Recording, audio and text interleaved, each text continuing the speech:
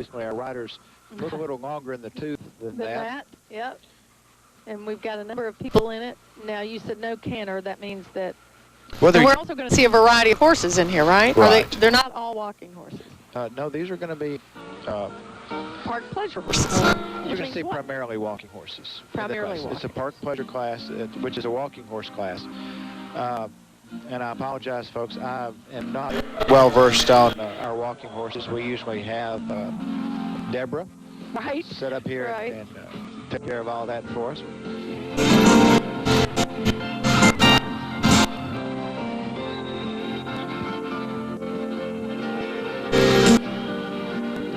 These are young horses. They're not going to ask them to canter just because they're not to that stage of their training yet. Oh, okay. You want to bring them in, keep them calm and settled.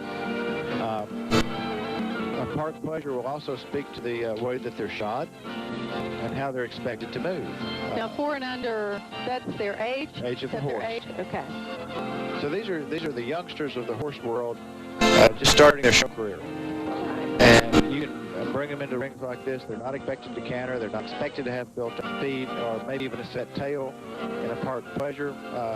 So you're going to see a mix of your walking horse world in this class. You're going to see in the class Doug Garrison up on Famous Forever, Nikki Phillips on the Heavenly Star, Randall Phillips on Clean Slate, Vic Gurnt, number 24 there, up on Reyes Treasure. Also, Carolyn Gurnt will be up on This Genius is a Lady. Kayla Bilbrey on Junior's Pride of Threat. Buddy Bartlett, Lost and Found. Craig Simpson up on What a Secret. Quentin Guffey on Bailey's Midnight Image. And Melanie Beckwith on Casper. So a number of folks, certainly folks that you've heard their names here many, many times before. A lot of experienced riders in here. These are the experienced riders because riding a younger horse, younger riders and younger horses don't particularly mix. Really? It's rare when that happens. You want to put an inexperienced rider with a horse that can actually teach them. You have very calm hands. And hand being a cowboy term for a person that rides and works horses. But you've got folks that are very good with the horses, very good at training and helping the horse do the right thing. If the horse does anything wrong 3 times in a row, it's committed to habit. Oh, really? It's going to take 21 times correct in a row to break that habit. So it's very critical at this stage in horses training that you know what they're doing. And we don't build in those bad habits so that this 4-year-old can be a very good 7-year-old and a world champion 8 and 10-year-old. Wow. And then a good 18 this pen teaching the next generation. Right. And you do see families in here. You know, I know the Gurnts and the Phillips, you're seeing families in here riding together. Right. You are. It's an activity that takes a lot of time. We've got quite a few stables and trainers in the area that people get started. You've got lots of places you can go if you just want to rent a horse. You've got Circle K. And they do a good job up there. Terry Adams gives a lot of lessons, starts people, particularly in Western events. You've got Kim Dyer, who's the same thing. We've got lots of training facilities in the area, so if you're interested in horses, this is something that you definitely want to test ride, and you want to see because they're a lot of work. Right. They're a lot of work, and it's a full-time job. It's a 24/7 job when you take on the responsibility and you have to really enjoy it. You really want to, because you want to ride them. I mean, a horse, if you get a horse, they want you to ride them, right? I mean, that's yeah, and there's a relationship between you and a horse. There's a bond between a rider and a horse that it's very, very difficult to explain to folks that haven't been there. Deb and I ride a lot of Harleys.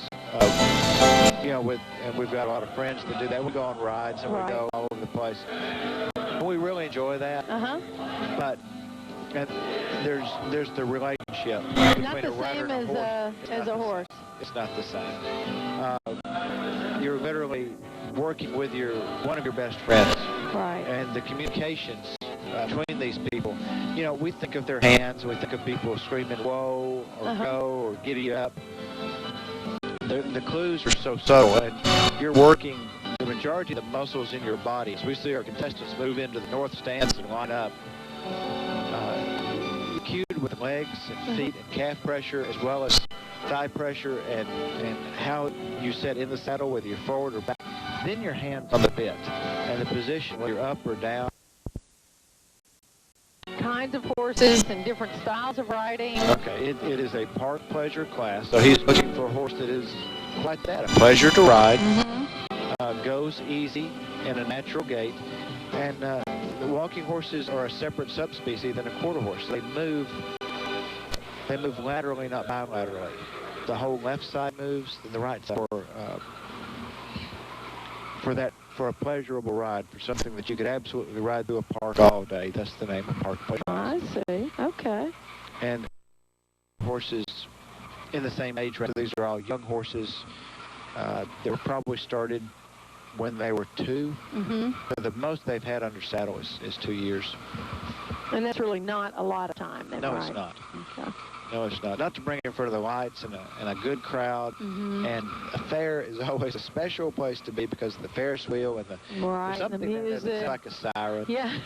And there's true. a helicopter that Yeah. keeps flying over. Right. At least I really hope that's a helicopter and the headset's not about to bug Yeah, out. I think you're right. So, yeah, he just went right in the center Pretty of the pen. low flying Yes, he helicopter, did. actually. And our 4-year-olds are kind of wondering what this is. Yeah. Here we Pretty go with cool. our results. 5 under park pleasure entries, and we're going to ride down and get your awards for that first place blue ribbon and the trophy. And in that class, it goes to entry number 162, Doug Garrison, riding Famous Forever. Doug Garrison riding to first.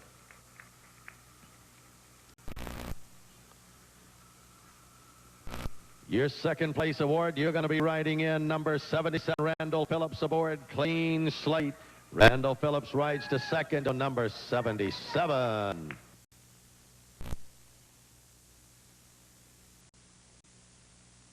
At third award, third place, ride down number 199. That's Nikki Phillips and the Heavenly Star, 199, third in the class.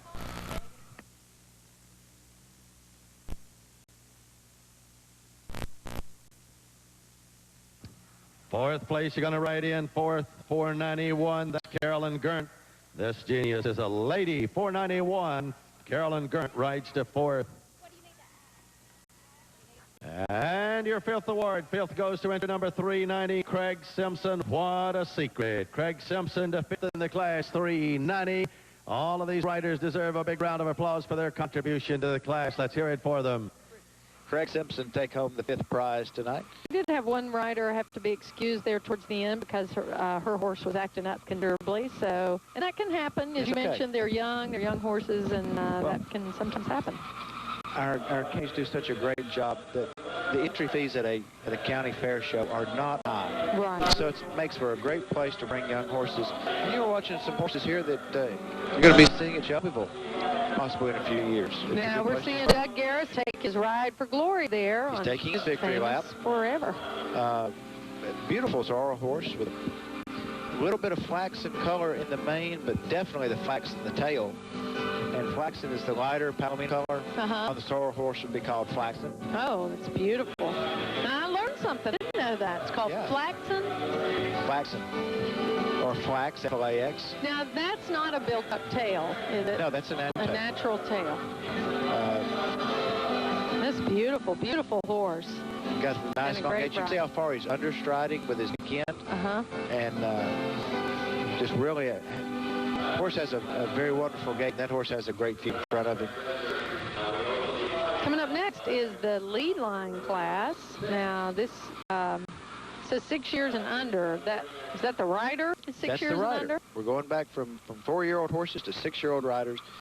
And the lead line is not a judged class. This is, we saw our ponies earlier.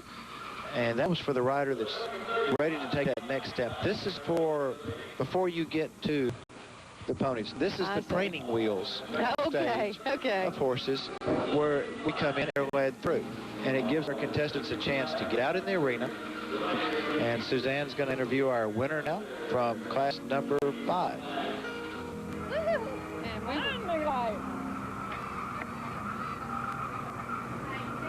Hi, I'm here with Garrison, the winner of this last class, 4-year-old under Park Pleasure. Now, of course, the horse is 4 years old or less. Yes. How old was your horse? 3. Okay, when you talk about Park Pleasure, and let me just say, you were my pick. I really like your horse a lot. Thank you. Park Pleasure, do they not want a little more animation or picking up in the front? Or what's different about the Park Pleasure class? Park Pleasure is a kind of an in-between a light shod and a padded horse with a chain class. He's got a heavier shoe and goes a little more like a padded horse will, a little deeper in the rear end, a little more head shake, and a little more action up front. Which yours did. And let me say, each time this horse went around the ring, he got better, which does happen on times because they're getting over their nerves a little bit.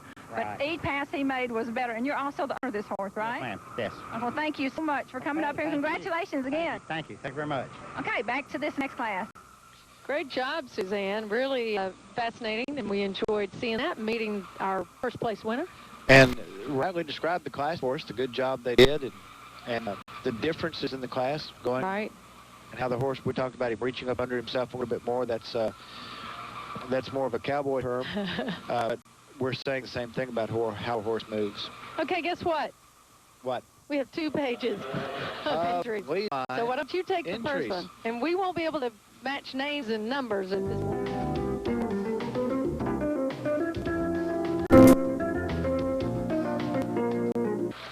We're back with live, well, actually, tape delayed coverage of Putnam County Fair. There you see the Ferris wheel. This is the Putnam County Horse Show, the 79th Annual Fair. And a good shot of the midway. Great shot. Right there as we're finishing up the lead line class. We just have a few contestants on the way out. They all won. They're all taking the trophy and the dollar. It's Mr. Fred Robertson. That's started right. so many years ago. You see him finishing up, and our fair royalty, they're helping us, along with Kim Axel.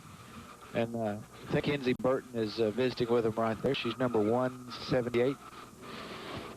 Yeah, it was a great lead line class, and I'm Becky Robertson-McGurra.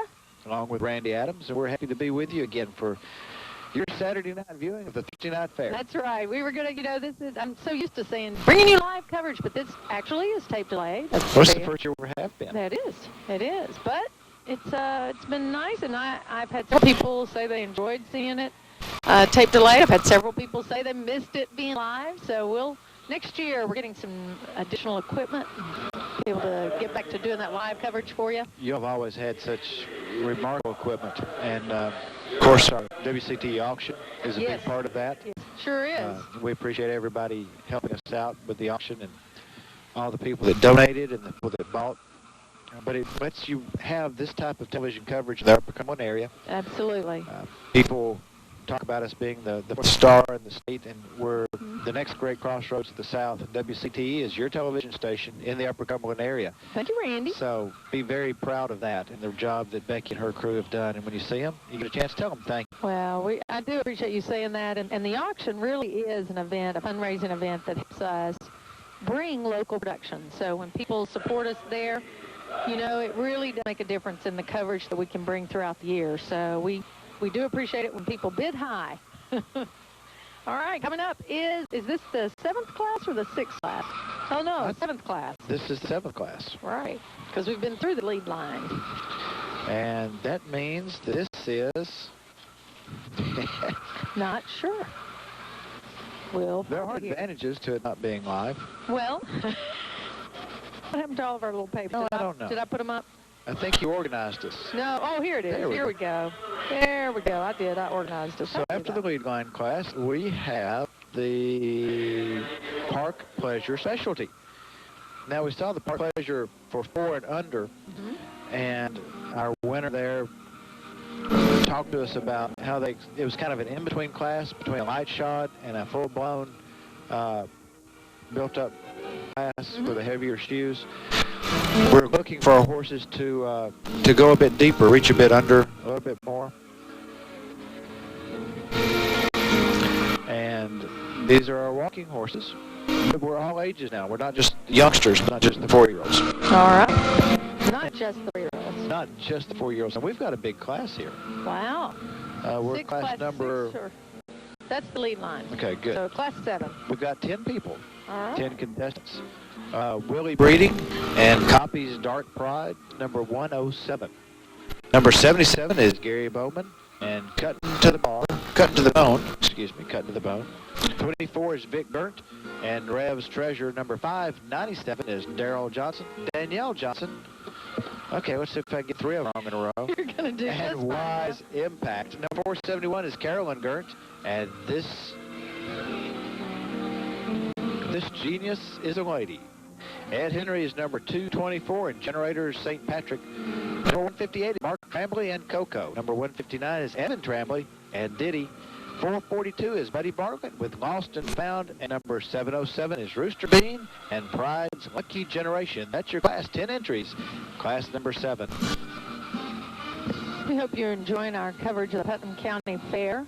And this is the Putnam County Show. We've had a tremendous number of entries tonight. Really appreciate the folks who are supporting the county fair. And it takes a lot of work, doesn't it, Randy, to bring the horses here? No, there's lots of folks that are behind the scenes, but we've called out some names of some of our folks that are helping put on the show.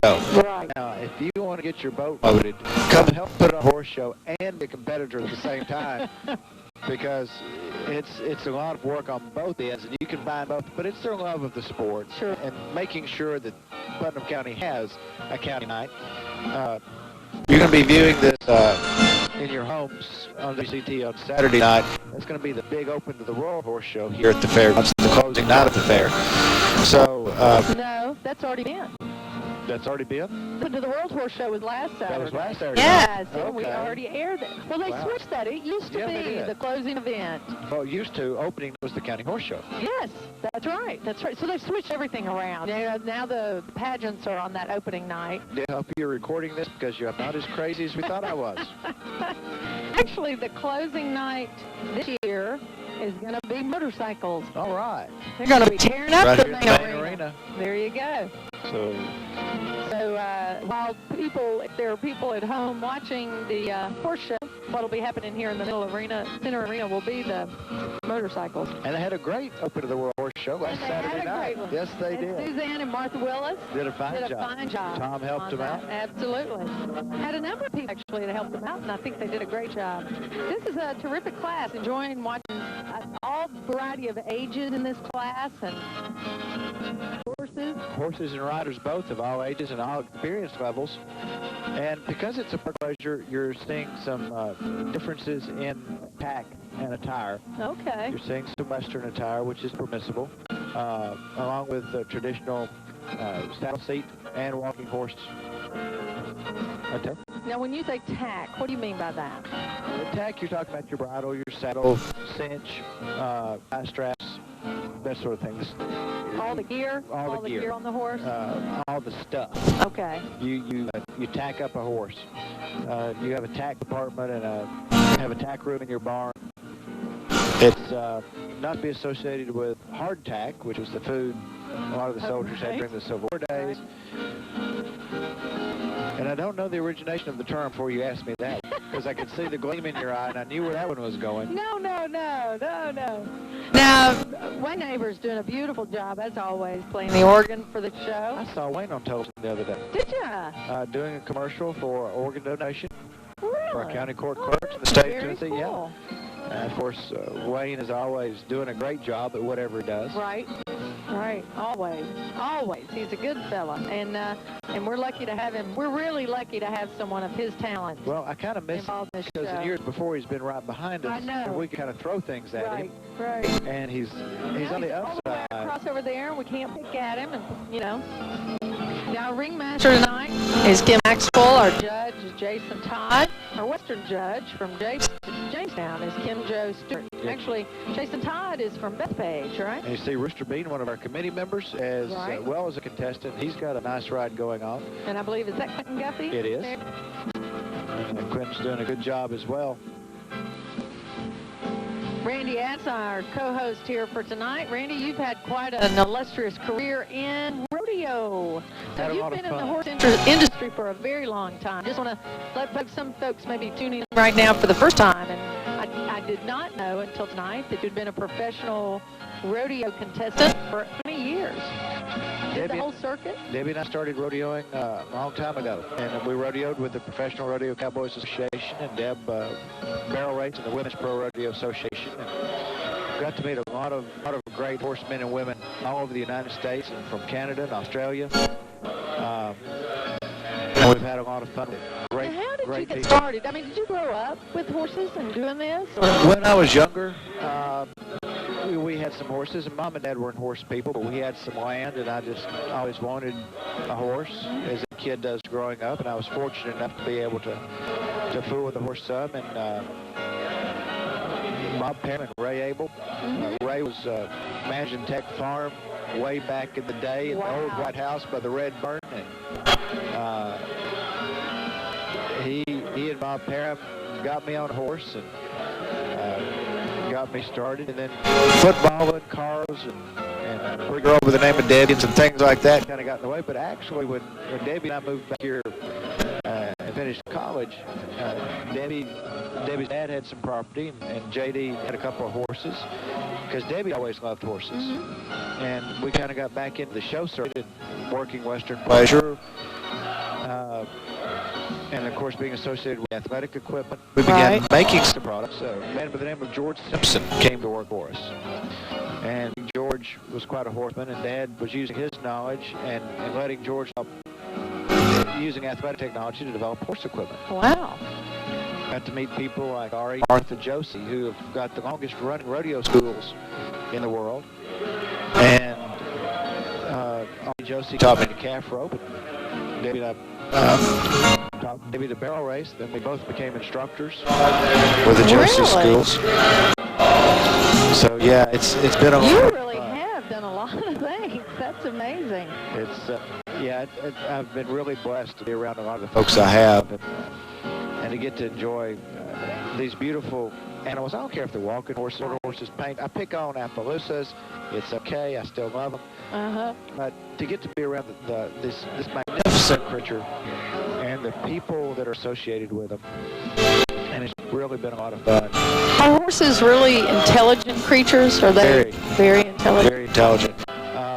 We've got a mule race coming up a little bit later, and don't tell the horses in the barn I said this, but mules are probably a little smarter. Really? Yeah.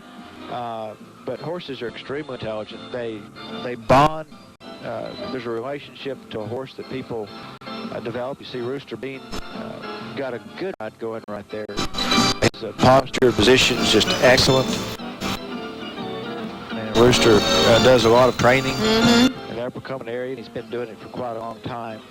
Now, in this, you know, they're really working this class quite a long time. This is the Park Pleasure specialty. What do you think the judge is looking for? Because they really seem to be working them. Well, it's a lot like the egg and spoon competition we're going to see a little bit later.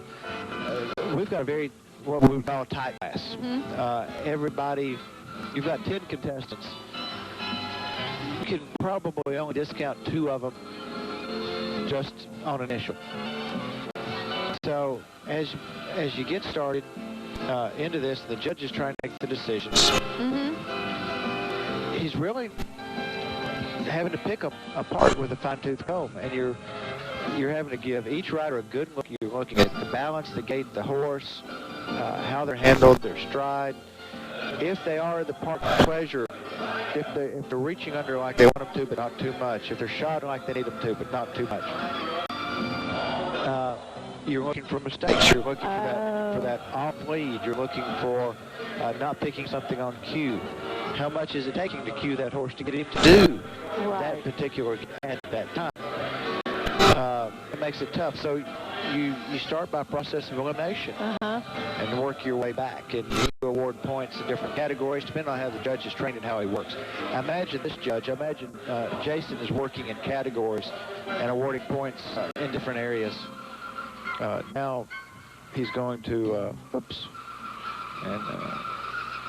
a little spook. Yeah, a little spook there. Rooster wanted to have him down here at the end, so he pulled in a little fast, and the judge is going to ask him to back up as he walks down through. And there, you're just looking for the control of the horse. You know, in some of our other classes later, our walking horses won't be asked to back, but here in a Park Pleasure class, they are. Do they like doing that? Do horses, do they mind backing up like that? They don't mind. It's a different set of muscles. It's a different way of pushing, and there can be pressure on the mouth involved. Lots of times they're trained to back with only leg position. Oh, okay. And we talk about our different disciplines of riding, and Rooster's sitting exactly as he should be on the horse that he's on. If you take one of our Western pleasure horses that you're going to see here in a little bit, if he was to sit with his feet in front of him, that horse would run backwards across the arena because he would be cued to when your feet go in front and you're sitting like that to push back. Oh, so it's in the training too then? Oh, yeah. And there's so many things that you think people are sitting on a horse riding around the arena. And it's just not the case. They're doing all these other little things in there. Yeah, you don't see. And they're really working hard. And we're going to be giving out some trophies and things here. And we want to let you know we have our names of some of the ladies who will be helping to do that. They're down there. Our fairest of the fair is Courtney Scott. We also have the little miss down there is Alana Huddleston, and the teen miss is Mary Alice Oakley. Well, they've been doing a fine job tonight helping with our horse show personnel. They're at the gate as we're getting ready to what we call time this class. The judges are reviewing. Our judge, Mr. Jason Todd from Bethpage, Tennessee, taking care of our walking horse work tonight.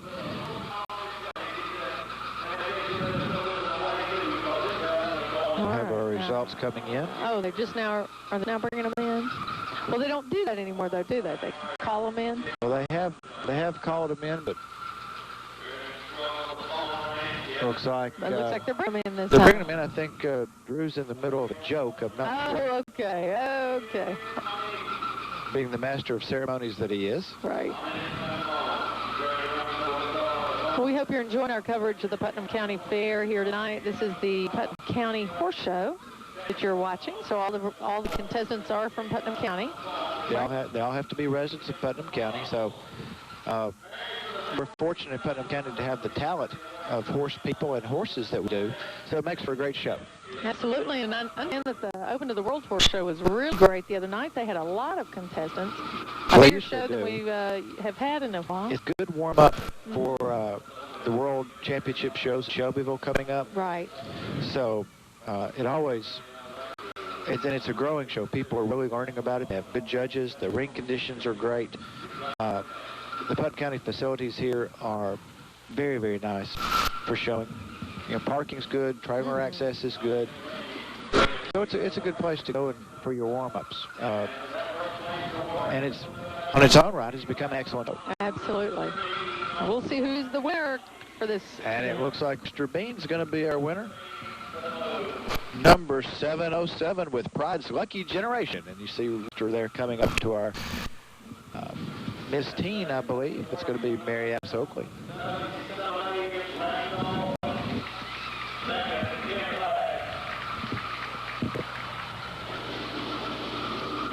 What number is that? Third place, right on down, number 77, Gary Bowman, cutting to the bone. Cutting to the bone, Gary Bowman rides to third. The fourth place award, fourth place, you ride down Willie Breeding on Coffee's Dark Pride. Willie Breeding to fourth in the class. And that fifth award belongs to you, number 24, Gurnt on Ralph's Treasure. Vic Gurnt riding to fifth in the class. A name that I don't believe we had on our list, but maybe. You can see him on the screen, and we apologize for not being able to get your name there. Recognize him, but Gary Bowman coming in third, Willie Breeding in fourth, and Vic Gurnt taking the fifth place. Went ribbon right there. You see Vic. And they will exit the arena as is Rooster taking a ride there. Rooster's taking his victory lap right now as he works Pride's Lucky Generation around the outside ring.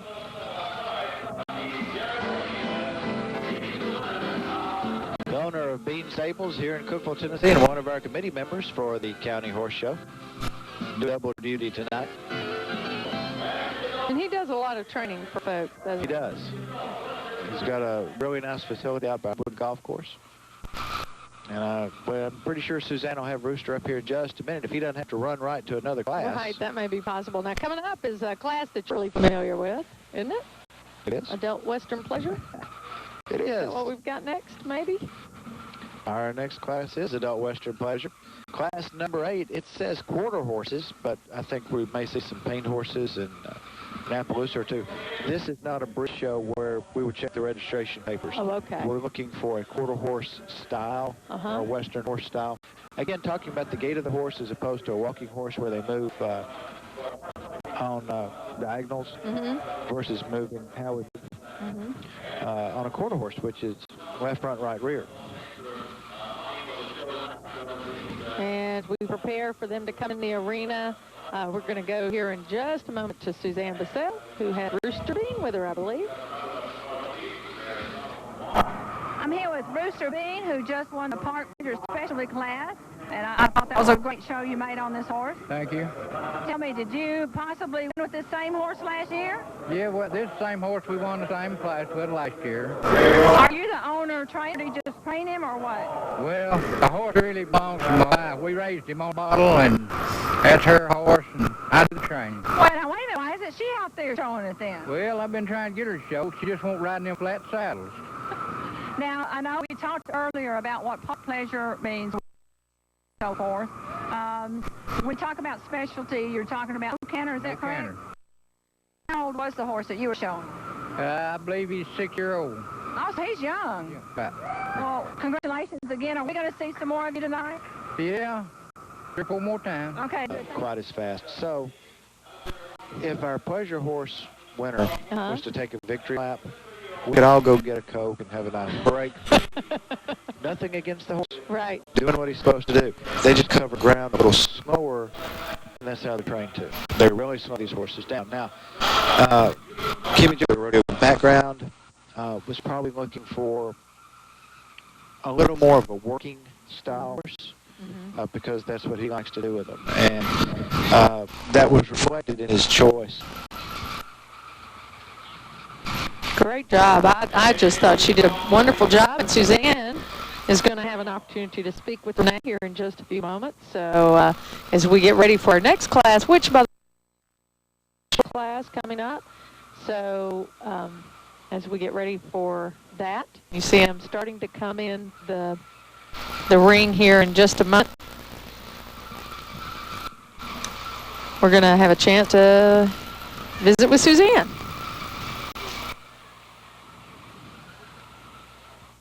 Okay, I'm here with Renee Seeley, who is the winner of the Adult Western Pleasure class. You did a fabulous job, and you look fabulous, too. Thank you very much. Tell me a little bit about this horse. A beautiful palomino color.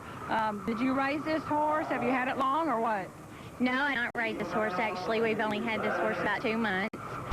We bought it from Melanie Childers, who has shown and ridden him. He's not a stranger to this place. His name is Skip's Two-Eyed Dream, or better known as Bo, and I'm sure all kinds of people who have seen him and recognized him. Now, this type of horse, do you also trail ride, or is he pretty much for taking in the competition, or what? Bo is a horse you can do anything you want to on. He can go on trails, you can ride him English, you can ride him Western. You can just lope him across the field and check your cattle. Oh, you are so lucky. I know how hard it is to find one that will do it all. Yes, we are very lucky. I want to mention also, I've known Renee for a while. She has a feed store. It's called Bear Creek Farm Stuff. Is that right? Yes. And where is it on Zebborn Road, I want to say? It's on our farm. It's at 2460 Zebborn Road. We carry a full line of horse feed and dog food and cat food and most minerals and supplements and all kinds of this. Again, congratulations, and thank you for coming up here and visiting with me. Thank you very much for having me. Okay, we'll get back to the show now. Suzanne, that was great. I didn't know they had dog food. I'm going to have to go down there and get dog food. Get everything you need at Bear Creek. That's right. Very cool. Okay, we got a pretty good size class here now, don't we? 7 horses, actually. All right. And riders coming in. This is going to be class number 9, our youth park specialty. Now, Dewey was talking a minute ago about his granddaughter competing. I'm sure she'll be in here working with us. In this class? In this class. This is for contestants that are 17 years and under. Okay. Again, youth park specialty being the medium. Right. Medium shoot, but a little more animation. as Wayne Neighbors rocks them on and gives them some music to work to, we've got Lisa Garrison and Cyber Color. They're number 163. 140 is Chase Duncan and Fancy. 144 is Rachel Huddleston. Clean Slate's her partner. 146 is Caleb Bilberry with JR's Pride of... I think it's JR's Pride of Me or Junior's Threat, Pride. isn't it? Threat? Oh, I think I remember it from another. Okay, good. Evan Tremblay is on Diddy. Lakeland Gordon is on Peg, and Quentin Guffey on May Midnight. Now, Evan is number 159. Lakeland is 101. And Quentin is number 751. All right. So we got a good-sized class. We've got one talk about a horse rodeo. Acted up a little bit there, huh? 169, which I don't show on our list. Huh, I don't show that either. So maybe we had an addition that we didn't know. But he's got that high pro glow. No, he hadn't really. He's trying to get him on the rail and get him in his groove, but it's just not happening.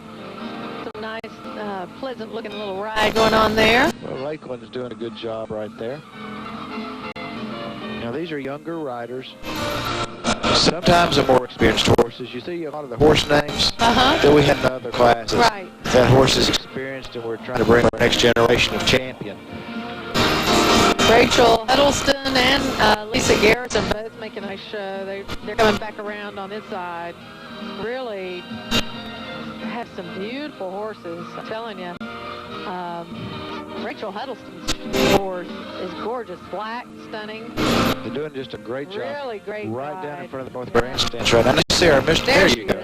Boy, beautiful show. And notice that's a good chance to see her hat and the bleachers behind her, and her hat's not bobbing up and down. Right. She's getting that perfectly smooth ride, just like glass. All of our riders doing a very nice job. As you mentioned, it's a young class. Good opportunity to get some good experience. It is. And again, being a park pleasure class, they're using either Western or traditional flat seat tack.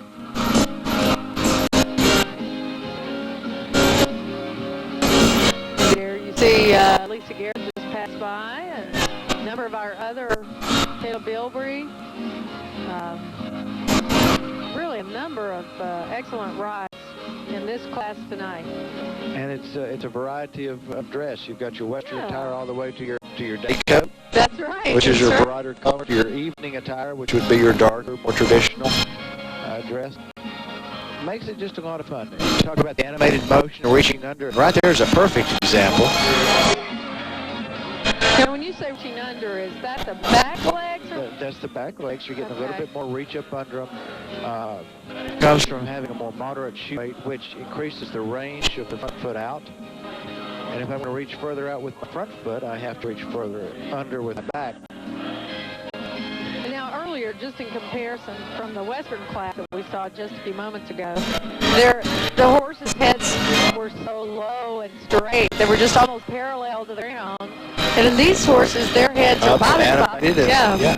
Is that the breed? Is it the training? A lot of it's breed. Okay. When you move, when everything on the left side moves and everything on the right side moves together, something's got to give to keep balance and keep in rhythm. And it's progressed till it's a part of the class.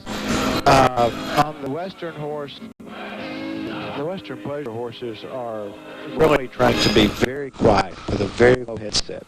Actually, to be horizontal on the neck. So you get the very quiet, very low headset. And it goes back to why we don't want Western folks to take a victory lap. Yeah, we'll be here for a while. Nothing against them. That's great. Yep. In rodeo, lots of times your event winners will take a victory lap, and that's fine. Barrel race runner will come in and lap. They're running. And these horses, walking horses, are so beautiful when they open up and hit that running walk or canter, or even just the of trot. And they get the head motion going, and the tails, the manes are up, the head's up. And there's such a pride. It was interesting, the contrast of interviews that Suzanne just had. Rooster to Miss Seeley, and looking at two very professional, very different events, but two very professional competitors. But the common thread that they had between them was the pride. Right. And talking about their animals. And a relationship that you were talking about. And it just really showed in both. And that's what makes it special. It's probably what brings you to the point of being a champion, I'm sure, is when you have that extra. It has to be there. Extra step. There's lots of folks that can just jump on any animal and make it perform better than other people could. But still, that relationship is what's special. Well, it's fun to watch. I know that. It is. And, you know, watching the crowds, watching the competitors. And our results are coming in. As soon as this class is tied and we presented awards, then we'll be moving right along.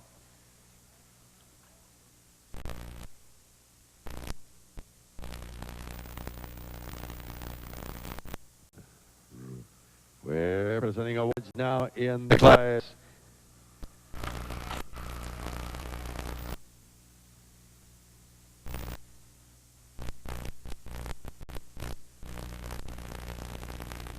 Presenting the awards in the class, and that first place award. First place goes to you. Entry number 144, Rachel Huddleston, right on down.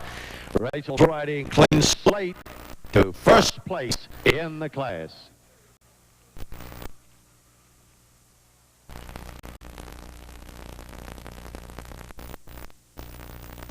Second award, second place in this.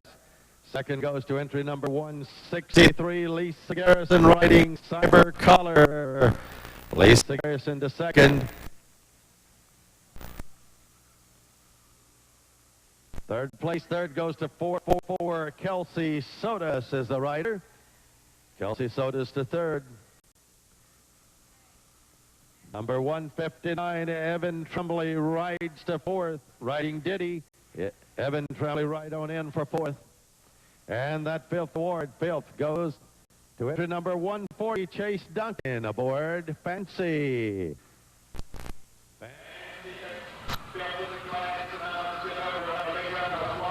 And number 140, fifth place goes to Chase Duncan and Fancy.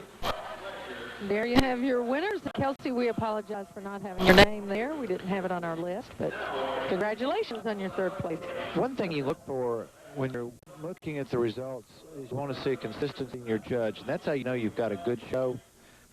If the judge is all over the place and who he's being for first and second and third, and then back to a different first and second, third. Right. What you're seeing here is both of our judges tonight, very professional, and they're very consistent. So you've got a very good show going here tonight. I think the pressure would have been more if it had been reversed. If Marissa had won first, and then it was Mom's turn. Then it was Mom's turn, that's right. But still, there's a lot of pressure there. She did a great job, a fantastic young champion. You saw our friend Brenda in there, wasn't she? Yeah, Brenda Turnage in there just a minute ago we saw.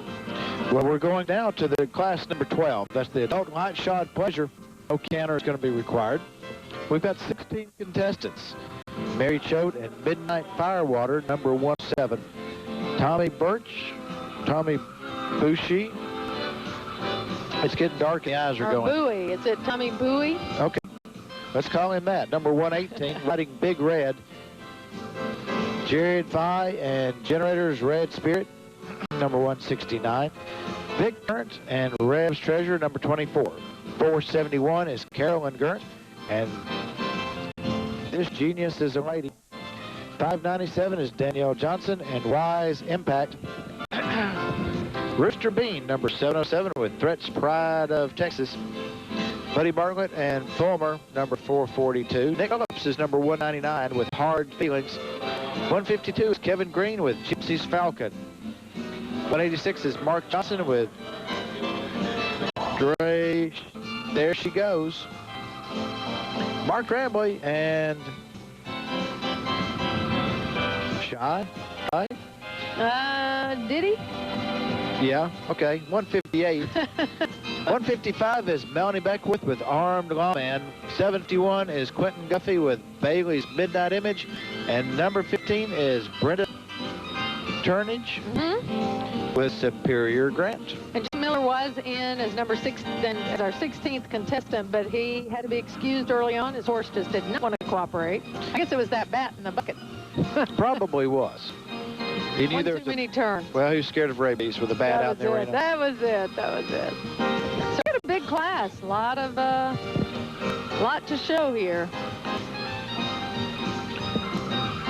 And again, our judge has got his work cut out for it. You're seeing different styles, the day coats, the traditional evening wear, all of them in the adult light shod pleasure. They won't be required to canter in this class. You just saw Melanie Beckwith in the green jacket. I'm not sure, can't see that number. But a number of contestants here. Vic Gurnt coming up.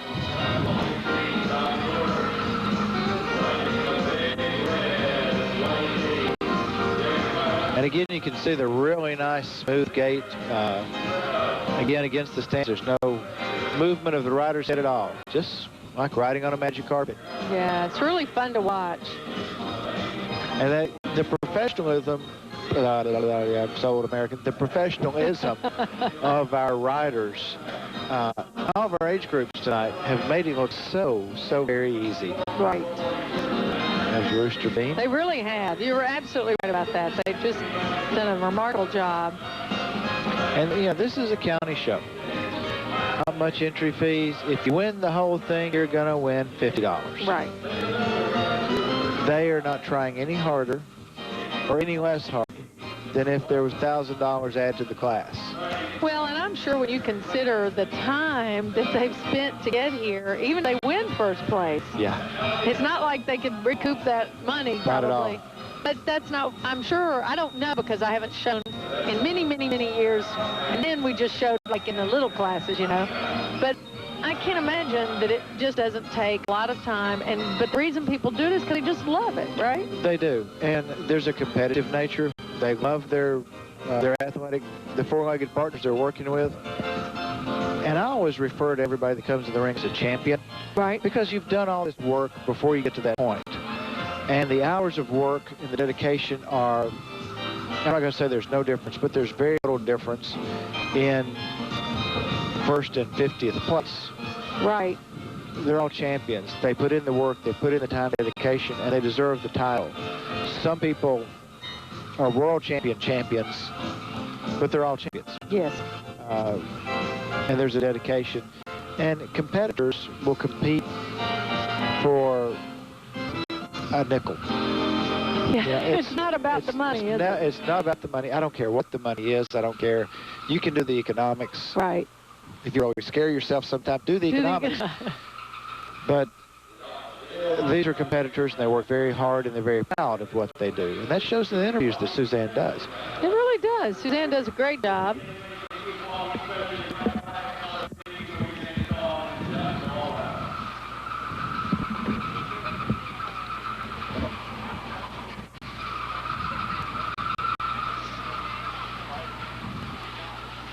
Have the youth walking specialty so that's young riders, right? 17 and under. As you mentioned, the egg and spoon race will be coming up.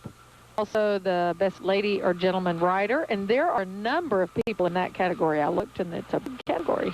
It is, and that's for our contestants that are 50 and older. Right. But where we're looking at the youth walking specialty, or we're looking at a Western pleasure class where you're judging the horse. Our class for the best lady or gentleman rider is just that. They're going to judge the rider, and you're going to see all attires, all disciplines of riding, but they're going to be judging the rider and how they handle their mount, their seat for their particular discipline, all those things. So instead of judging the horse, we're going to judge the rider for a change on that one. Then we've got the light shod youth specialty coming up, the mule race, which should be great fun, amateur walking specialty, walking Western. Now, what is a walking Western? Well, it's going to be your walking class in Western attire, under Western saddle and tack. 2- and 3-year-old walking class, speed wrecking, which is one of my favorites. I love It's always speed fun to wrecking. watch. And then we close out tonight's competition with the rescue race. And what is the rescue race? If you were, let's go back. Okay. Like the old announcers used to say, back in the days of old. Back in the days. And you were out in the middle of the desert. And you were being attacked by unfriendly folk. All right.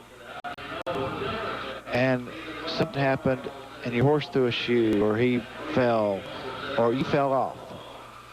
And you're out there hiding behind a cactus with 400 unfriendly folk coming at you, guns a-blazing, and your buddy sees you're falling. And he's going to ride back and run around that cactus and snatch you up. You're going to jump on behind him, and you're both going to race to the safety of the home fires. It's rescue race. That's the deal. And we still do it today. Well, cool. Except the cactus is replaced by a barrel. And they're not unfriendly people. No, because everybody here at the fair is friendly. They're friendly. They love you.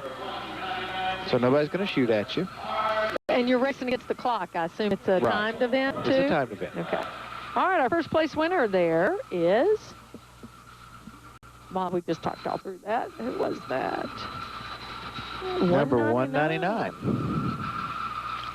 Nick Phillips and Hard Feelings, number 199, taking home first place. 42 is Buddy Bartlett. Buddy's riding Fulmer.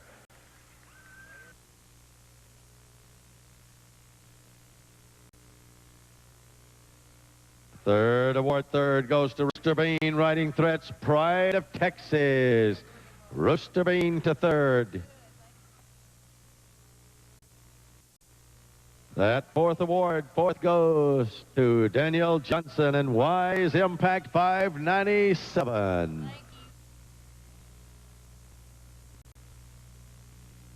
And the fifth award, fifth goes to 751. That's Quentin Guffey riding Bailey's Midnight Image, fifth in the class.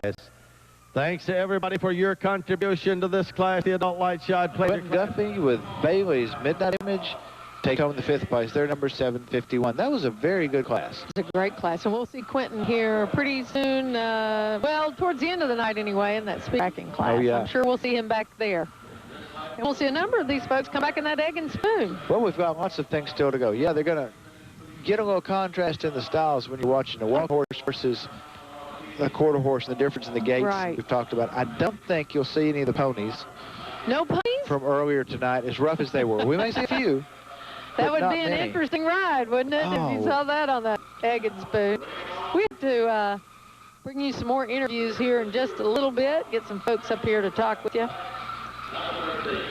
as we're preparing for our next one is the youth walking specialty class. Our next class, it'll be for people 17 and under, and we do have a number of people in that. A lot of young riders tonight. You know, it's really encouraging the future of our equestrian sports, the number of young people we have competing. That's a great shot of our moon tonight. Oh, that's hanging beautiful, over beautiful, the fairgrounds.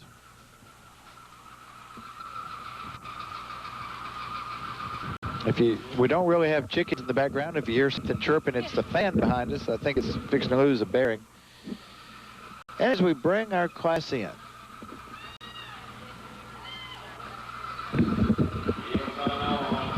youth walking specialty, we're on class number 13, 17 and under, and we have 7 contestants. We've got Kelsey Sotis and the Gambler's Gold. They're number 444. Number 80 is Emily Creswell and Generator Daily Double. Cassie Slagle and Deal Me Out, number 145. Rachel Huddleston and Rebels Gold Threat, number 144. Kayla Bilbrey with JR Pride of Threat, number 146. Dusty Mahon and Big Daddy, number, I think it's 73. The edge of my paper is cut off here. 173. And Miss Becky's got a very special interview for you right now.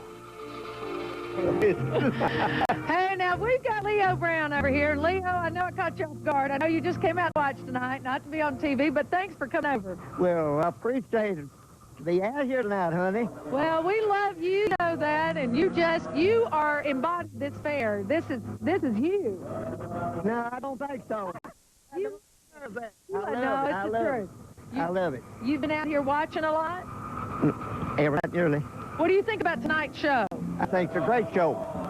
Great show. There's a lot of horses for a county show. Sure is. It's a great show. This Firebolt doing a great job. They sure are. Yes, sir. Well, Leo, is it okay if I ask how old you are? Do what? How old are you? Yeah, honey. He's not going to tell me, are you? You're not going to tell me. I'll be 90 the 11th of February. Will you? 90. My goodness, we need to have us a party. Anytime. Okay. Hey, I thought me and you and that boy was going to get some steaks. We're going to go to some. We need to go to Dipsy Doodle, don't we? Get us some They steaks. move. Well, we'll go. Okay. We'll find them. All right, love you. I appreciate that. Love you. All right, we're going to go back to the show. Okay. Thank you, Becky. And, you know, it's people like that and the great personalities and the dedication over the years that have made the Putnam County Fair as great as it is. And that's just one of the gentlemen that's dedicated so much of his time. He sure has. What a great man.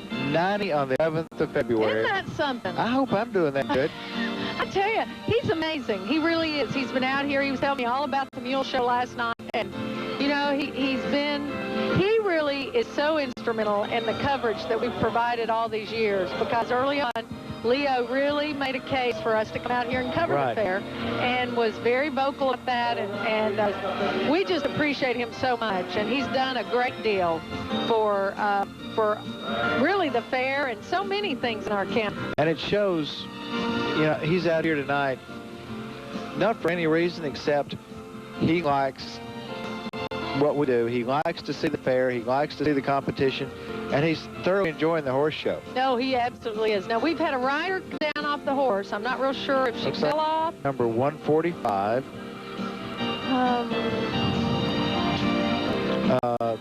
Looks like Cassie Slagle and Feel Me Out. Not sure. We didn't see exactly what happened. Don't know if the horse started to get away from her, or of course, the Slagles have always done a really good job in the walking horse industry in this area. Right. Cassie's about third generation there. And she's getting a few last-minute coaching tips, just kind of making sure everything's back in order. And I bet you that girl climbs right back up on top of that. That's a big job, you know. I don't know. She's having there's a lot of attention around her right at the moment. And she may have even gotten the wind knocked out of her. I'm not sure. I didn't see what happened, if she fell off. I didn't. We were too busy with Leo getting ready to... Well, we actually come back to the ring, but she was at the far end ring, so we didn't see what happened. We've got so much stuff up in front of us. Right. Well, I believe you're right there. I believe she is going back on. I kind of figured so.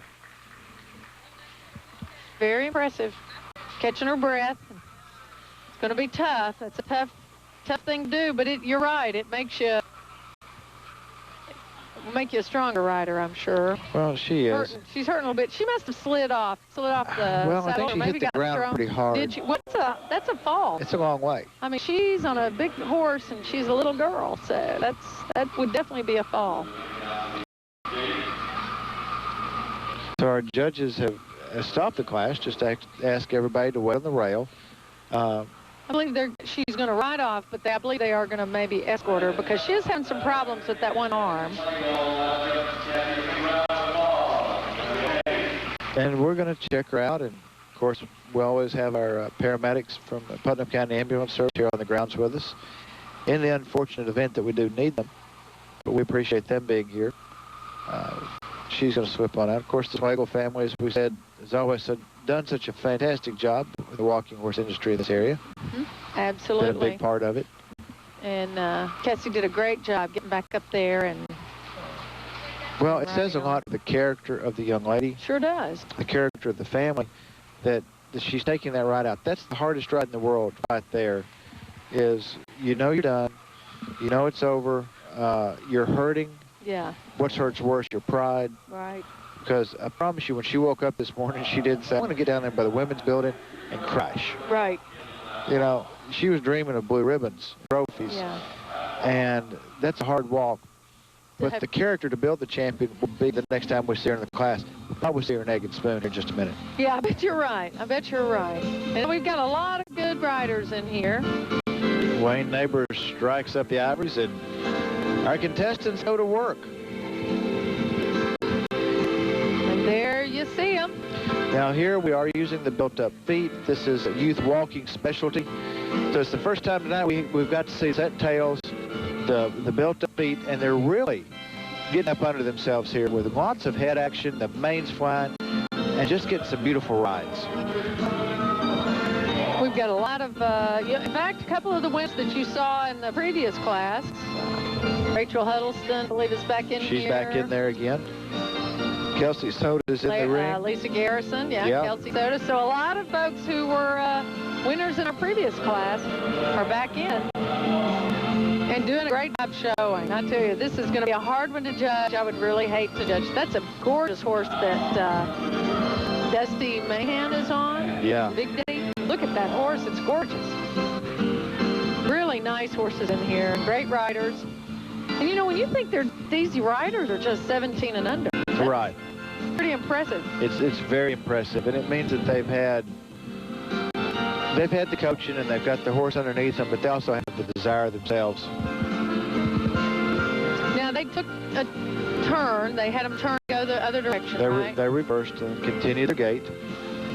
And we saw some of the riders really kind of pause and check out, see who the judge was looking at. Is that what you were talking about earlier? Yeah, they just kind of get their bearings, see where everything is, and your walking classes, they'll stop, they'll reverse and stop, and then continue on. Where lots of times in a Western class, they'll ask them to continue at that gait. So to reverse and keep going, right. Not stop. Okay. Now, Kelsey Soda's also doing a beautiful job showing. Yeah. You see, you're working horses that are worked differently, and here's a real good place to see that they're moving left side and the right side. The left side all moves together, front and back. Oh, right. And the right side moves all together. When you're moving like that, it makes turning difficult. So where a quarter type horse, we'll use that, is running on diagonal, so it's easier to keep their balance for those sort of things. Now this is, I believe this is Kelsey Soda's coming up here. I think it is. I see her checking her judge. Yeah. And look at that horse working. He's really working. We talk about their heads being smooth, but look at her legs and her arms, and she's really a workout. Right. You know, she's jogged about a mile and a half. Well, and when you were talking about, you know, that your athletic partner, yeah. I mean, you can see that. It's really, they are. This really is a sport. It is. It's an athletic event. Both the two-legged and the four-legged athletes. You can break an ankle in the stirrup. Really? Oh yeah. There's so much weight and pressure on your ankle that smooth sprained ankles aren't uncommon. Broken ankles, right. Knees, hips, back. And then, you know, you do take a fall off, and there goes a shoulder or an elbow. Mm-hmm. Yep. You can really, I know my one injury, my one break is I fell off a horse and fell on my elbow and broke my elbow. But it's because I just landed just perfect. Right. You know, just... Elbows heal slowly. Right. Yes, it was very slow. I was much younger, fortunately, but it did. It took a long time. But you got back on. Oh, yeah. You know, I never rode. Well, in fact, I'm really impressed with people who do that, because we did continue to ride, and it was one of those little ponies. You know, yeah. My cousin and I both ride. My cousin Mark Fitz, we were both riding our little pony, and I think the pony wanted to stop and get grass, and we really didn't want him to. Right. You know, so he just threw us off. Yeah. It's like, get off. I want to get some grass. It's time for me to eat. You're done That's now. right. And so I just happened to fall and land right on my elbow. It was interesting. I guess I was probably in about the 4th grade at the time. One of the roughest rides I can remember. I mean, I was hanging with him. I mean, he was bucking, and he kept on going and bucking and just kept throwing me up on his neck. I kept getting back and throwing me up. It seemed like it went on forever. Mm. And I thought about had him made, and then it was over, you know. The manager of the department store came out and unplugged him. You were history, yeah, cowboy. You know, he pulled the plug on me, and that was it. Ride was over. Right when I thought I had him broke. Yep. Well, first place goes. All colors. Penny Annie, Lisa Garrison to the Blue Ribbon ride. Trophy and the blue ribbon to Lisa Garrison. Second place, right on in, 198, Lauren Davidson. This is the one. Lauren Davidson, 198. This is the one.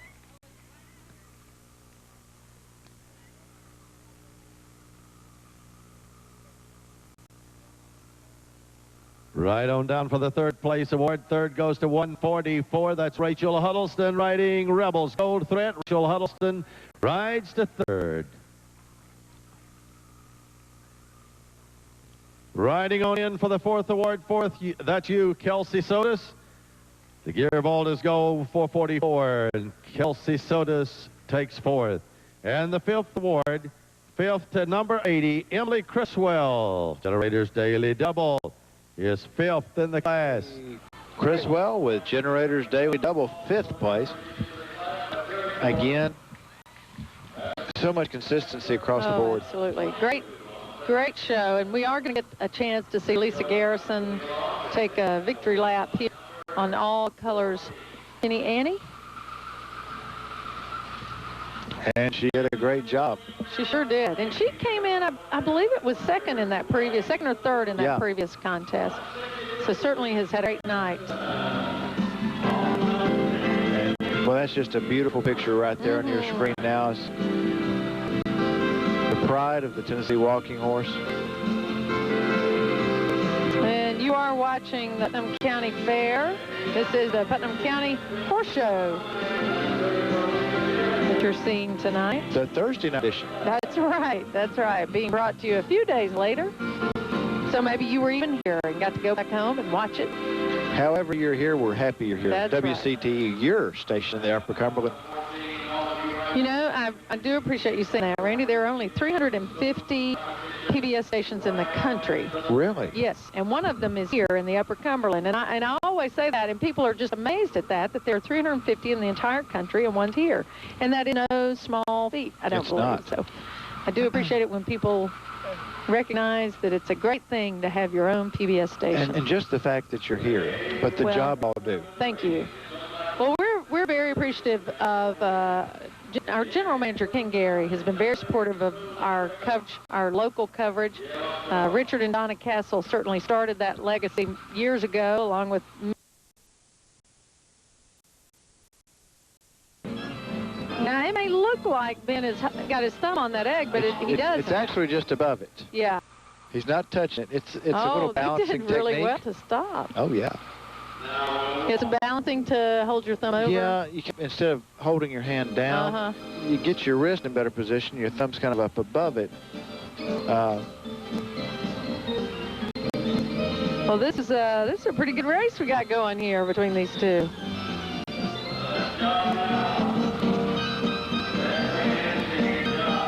I think you'll start. You see the slower gait of a pleasure horse, and Jamie's working it. Right. And Ben's horse used to roping and running, and he's got a little longer stride on it. That's why Ben is up more.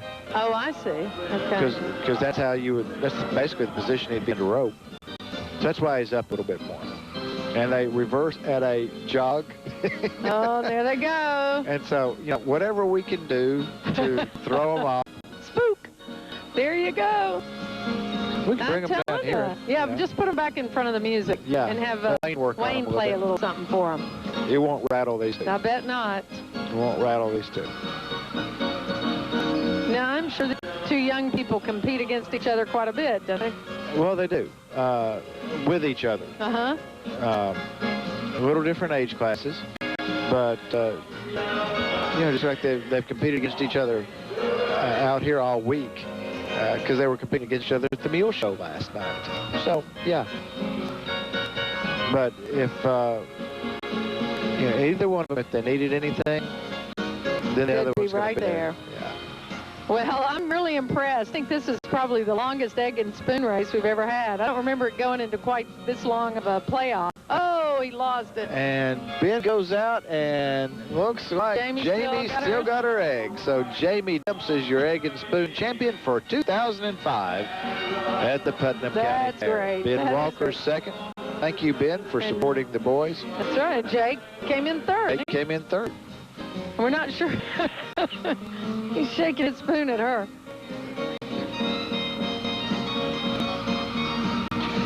And the really good thing about most of the eggs being on the ground is none of them are being tossed to us. Yes.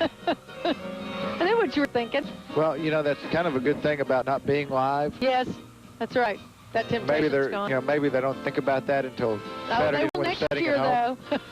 They will next year. Nah, it's a year away. No, surely not. It's a year away. Well, that was fun. It was. The egg and spoon race. And our next event is going to be the best lady or gentleman rider, 50 years or older. Talking about the rider, not the horse. Right, and we're going to have 12 entries in that. So that's really great. Really is great to have that many. You're going to see all disciplines. Uh-huh. You're going to see Western, and we're going to see walking horses. And, you know, we haven't seen many Arabian horses. We usually have a couple No, here that at the is county true. fair. We haven't seen any tonight. We missed them. Now, let's see. We may...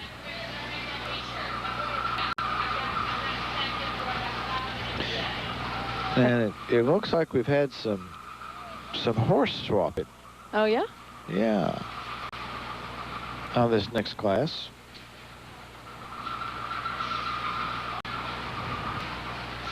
I believe they're going to try to keep... Do we still have all of our winners out here? I believe we do. There you see some of the crowd coming in with the background with that. Makes a pretty shot, doesn't it? Sure does. Putnam County Fair. The 79th annual edition. I bet Leo Brown's been at about every one of those. I was just sitting here thinking. If he's going to be 90. Yeah. I bet he's been to almost every one of them. He may have been at every one of them. If he wasn't, it was because he and a bunch of other folks were over serving our country. Yeah, you're right. And weren't able to be here. Right. And we thank them for that service. Absolutely. We are having a playoff for 4th place now. You see Melanie Beckwith and Josh Key. Josh Key.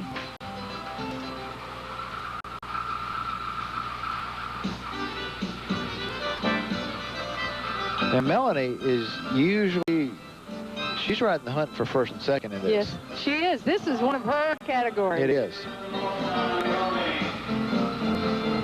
In years past, her and Terry Adams have always had some pretty good running battles for 1st and 2nd.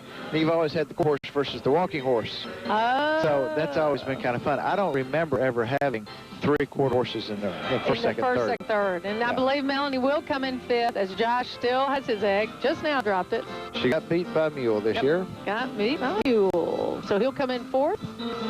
And Melanie will come in 5th. It's fun with...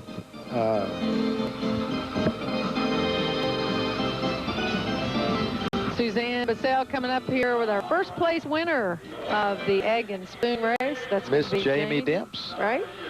All right. So we'll get that here in just a second. You might tell her she's the Middle Tennessee Junior Rodeo Queen. You should tell them. You just did. tell them right now. I think they just heard. I think they just heard. She's the junior. Well, you were sitting closer, so I was going to want you discreetly so Suzanne could... Okay, I'm ready. If Suzanne didn't ask her, we'll tell her later. Not like it's a secret. I'm here with Jamie Demps, who just won the egg and spoon contest. And I could not believe you could hold on to that egg like you did. How difficult is that? I mean, and you were riding a quarter horse. It's not very hard. I just stand up, and I don't ever practice any, though, but it's my 2nd time doing it. You don't ever practice. You just come to the show and decide you're going to do the egg and spoon. Yes, ma'am. Well, also, I guess you all noticed they go into the different gates, the jog, and then you have to canter. You had to canter with that egg and spoon. Yes, ma'am, I did. Is that your horse? Do you own it, or is it your fleece, or what? That's Kim Maxwell's horse. Oh, okay. And she's the chairperson here or something tonight. Okay. Well, you really did a good job, and thank you for coming up here, and congratulations. Thanks. Okay, let's get back to the show. All right, and Suzanne wouldn't have done that. You know, because you're privy to that information. Now, what about Jamie? That Jamie happens to be our Middle Tennessee Junior Rodeo Association Queen for 2005. Very and it's her 2nd time to be our Junior Rodeo Queen. Not consecutively, but 2nd time Really? she's been in that position. Yeah. That's cool. Well, congratulations, Jamie, all the way around. As we go to our best lady and gentleman rider, 50 or over. And it looks like we've got a dozen of the best of the best. Number 707 is Rooster Bean, and he's riding Fulmer. I talked about the horses being swapped up a little bit. Buddy Bartlett is on Threats Pride of Texas, and they competed against each other right. on the opposite horses earlier. Buddy Bartlett's 442. Number 24 is Vic Gurnt with Rev's Treasure. 597 is Carolyn Gurnt with Wise Impact. Number 173 is Ronnie Miller and Beauty. Relin Phillips and Hard Feelings is number 79. Kenny Puckett and Coos Mister, number 131. Doyle Green and Molly wearing number 153. 150 is Willard Vaughn and Doing My Thing. First time to see Willard tonight. Number 158 is Mark Trambler and Diddy. Ray Fox and Jet Push-Up, number 191. And Mark Tinch with Command on Parade, number 161. That's your 12 entries. And there you see Mr. Willard Vaughn. Yeah, you took your glasses off to look. See, I have to take them off to look up close. I have to put them on to look He out. did have long ears. Who, Willard or the horse? Actually, both. They're a matched pair. Well, Willard was looking sharp. He was. I'm telling you, this is going to be a great class, and both judges. I would think so. They're judging the best lady or gentleman rider, so it doesn't matter what a horse is doing.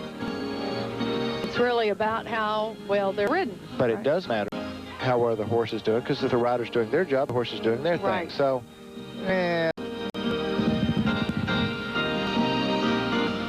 I believe we do have both of our judges are out there, and that would be Jason Todd from Bethpage and Kim Jo Stewart from Jamestown. There's Kim. Is that Kim Jo there with white hat? it is. All right. Standing right next to Jason. Both have done an excellent job tonight. The consistency, the placing of classes has been excellent. And judging is an opinion. Yes, that's right. But you want that opinion to be the same for everybody. And some judges will like you and some won't, as long as it's consistent. These two gentlemen have done an excellent job tonight. Really been calling them well, and we've got a great class, a lot of riders.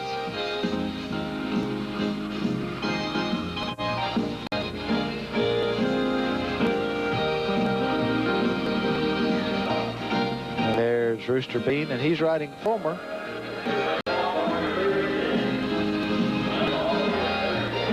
Really nice job. I believe that is Carolyn Gurnt, if I can see her number.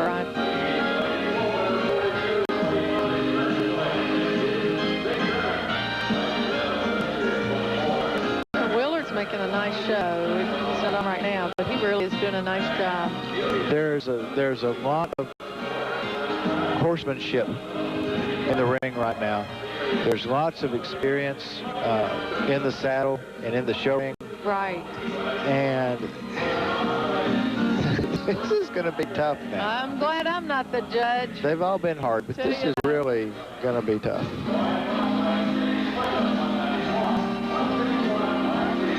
I told you I thought you'd think you were seeing double. Well, you're right. They sure do look Caitlin just Casey. the same. Now, okay, 161. We had a misprint here. I thought that was Mary 10, and it is. So that doesn't really look like Mark, does It's it? Mary Tinch on Command on Parade. So I believe just two ladies in this class. The rest are gentlemen.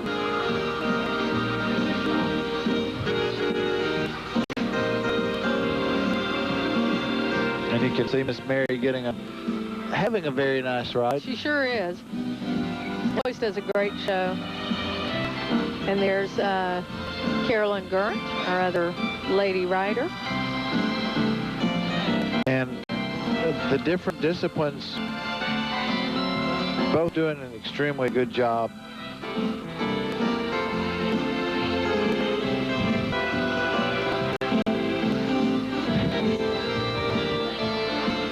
And there you see. I love that. Now, what do you call that shiny? That's a breast collar. Breast collar? Breast collar. That's really sharp. It's used to keep the saddle from sliding back. And it's become more of a showpiece, especially in the pleasure class. Oh, okay. So now is Willard riding a mule? Willard's riding a mule. That's what we said a minute ago. The ears a little long. You said the ears, but I didn't notice I wasn't talking about Willard, although you did observe that. Were you talking about Willard? No, look at that.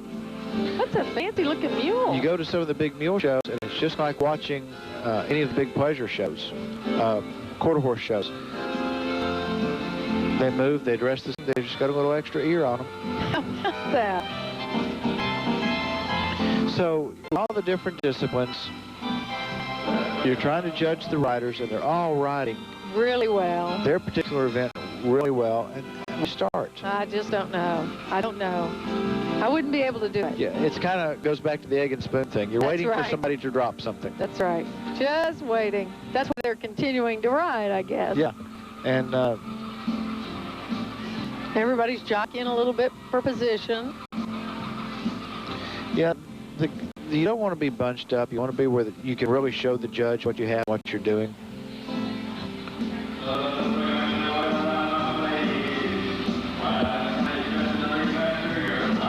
I believe they're going to line them up now. Bring them into the north grandstands. Now we are on class 15. We have 22 tonight, so we're down to under 10 classes. Woo, we got one that's really out of, oh goodness. That course kind of got away, and the rider took a spill. Kind of Just came at the up on last few minutes, it just in the lineup.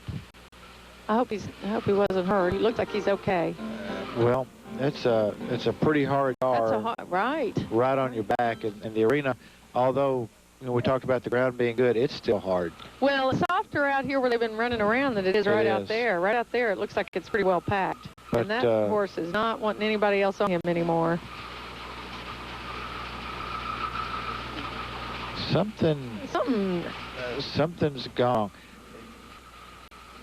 And the first place a horseman begins is what's hurting. Right. What's wrong?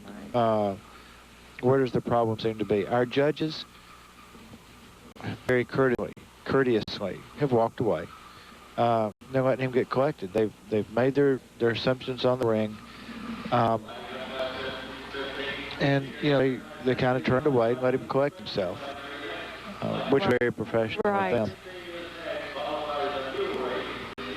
And we're taking one last little glance down through here of our different horses as they're lined up. And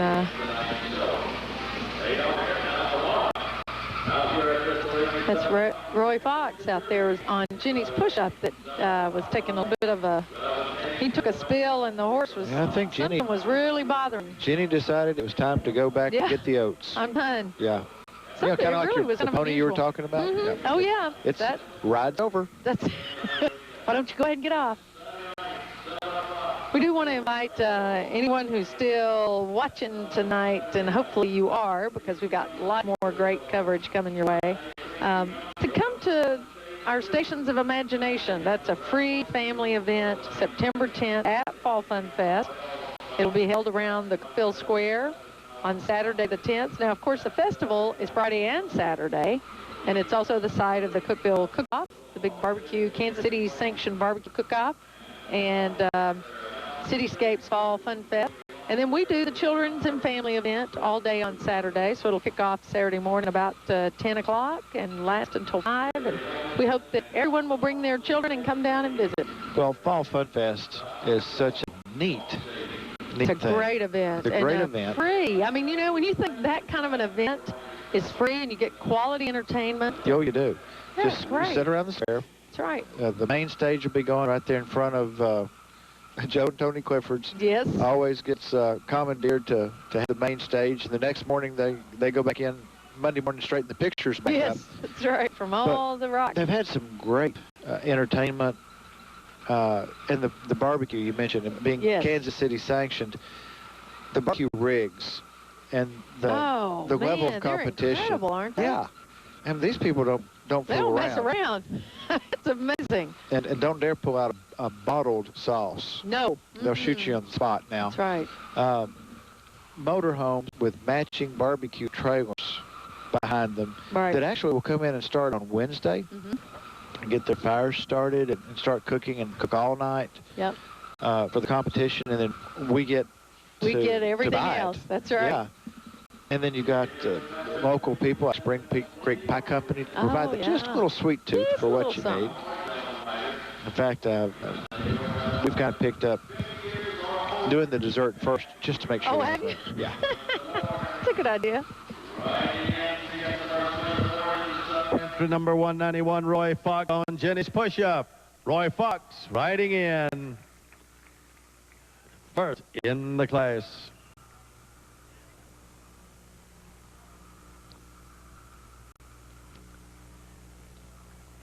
That second place award, second place goes to entry number 79, Relon Phillips on Hard Feelings, his second.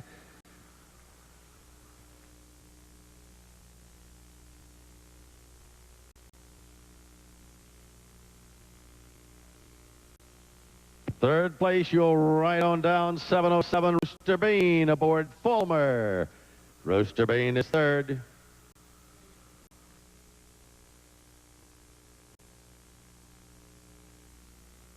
Their fourth award, fourth to number 24, Vic Gurnt. Riding Rev's Treasure to fourth.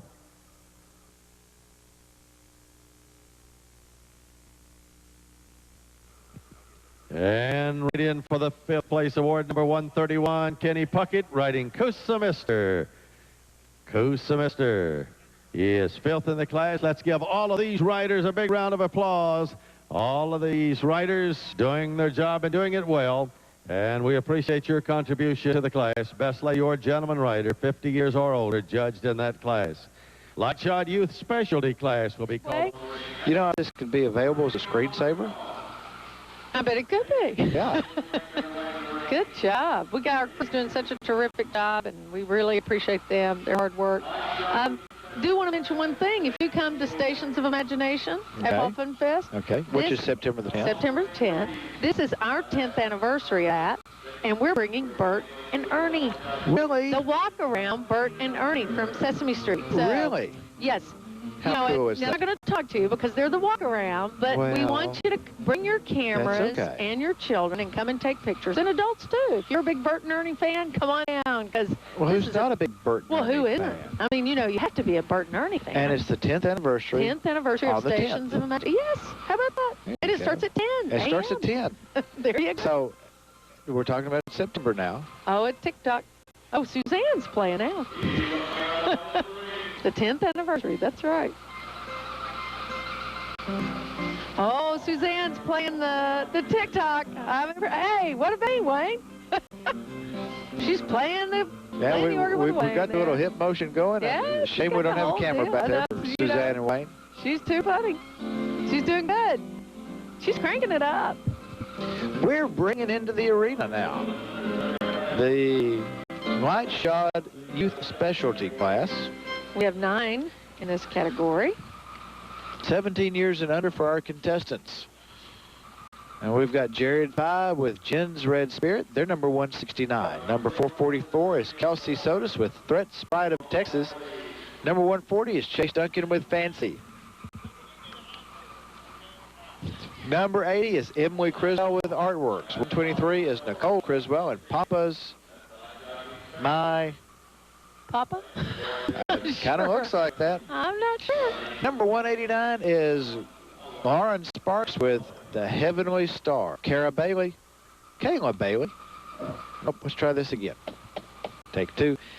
Kayla Bilbrey with Junior Pride of Brett, number 146. Lakeland Gordon Jarbo, number 101. And Evan Tramley with Diddy, number 159. That's your class. Number 16, the Light Shod Youth Specialty, 17 and under. All right. Well, and then a young class, not necessarily young horses, but they could be, right? They could be. But I think most of the time, and when you go down through the name, the ages of the horse, you're looking at Kelsey Sortis riding Fret's Pride of Texas. We saw a little bit earlier with the Rooster Bean winning. Right. We saw Buddy Bartlett ride him in the last class. So yeah, you're seeing a little swapping around. But again, the pressure's back on. How does this horse respond? Right. Where are the buttons? How do I push? If you bring it in, will it do the same for you? Exactly. You know, Lakeland, she's been on Jarbo all night. Lakeland Gordon has. Evan Trimley's been on Diddy most of the night. And the only reason I didn't say all night is I'm not absolutely positive, but I'm pretty sure he's been riding Diddy. Lauren Sparks doing a great job on the Heavenly Star. There you see her right now. Very showy. Oh, getting a And very doing good ride. Beautiful job. And the sparkling and everything you see that's being picked up in the camera is just a part of what's actually showing when you go down the ring, because the whole back of the blouse. Yeah, it's really just electrified. Yeah, it is. Like, it's a great That's look. a great shot with a lot of our riders. Okay, the judge calls for a gate change, and they're going to run and walk. Calls for the running walk. They're going to keep him up.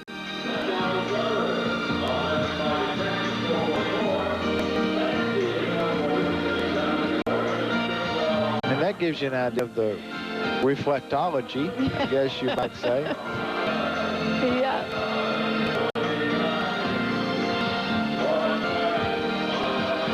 It's a great night here at the fair. It's very pleasant, and we still have a pretty good crowd. It's a little bit late, but we have a nice crowd, and our competitors are still putting on a terrific show. Well, you know, we've had some great weather, and it's been dry. Right. But it's been extremely hot.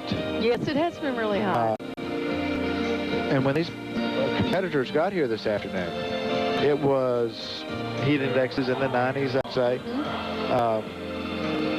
There's not much shade when you're on the north side of the grandstands. A lot of sun coming down through there. And that's where they are. And there's no wind between the trailers. So they've been here since 5 o'clock, at least this afternoon. It's been a long day. It's 11 o'clock in the evening now. Right. As you watch this on Saturday evening. Right. But here on Thursday evening, it's been a long day for our competitors, but the edge of the competition hasn't changed any. They're still going at it just as hard. Oh, they absolutely are, and really putting on a great show. Number 169. Where is he? He's doing a nice job, too. Yeah, that's Jared Fye with the Generated Spirit.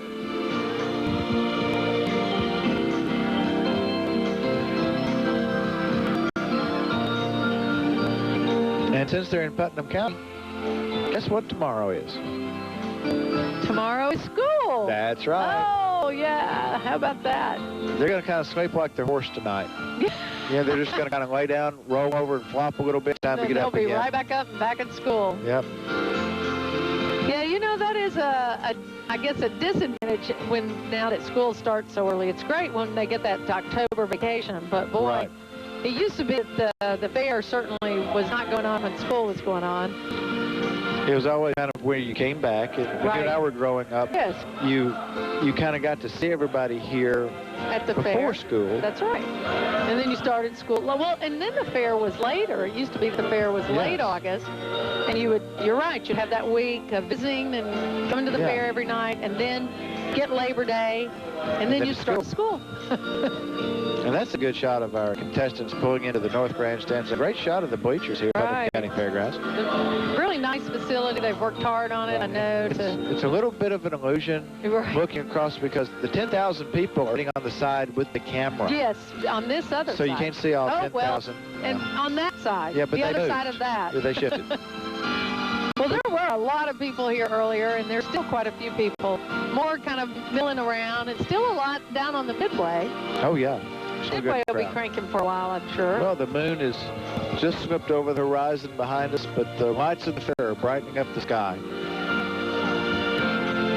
And our next event, we're going to light up the arena with a mule race. Oh, wow. We've got 9 contestants, so it'll be quite a race, I bet. It will be. Now, I know they have to make so many circles around. I mean, isn't that how they run that? They have to make so many laps. Yeah, that would be kind of like NASCAR. Yeah. They turn left. Just turn left. If you turn right, it's a problem. Uh-oh.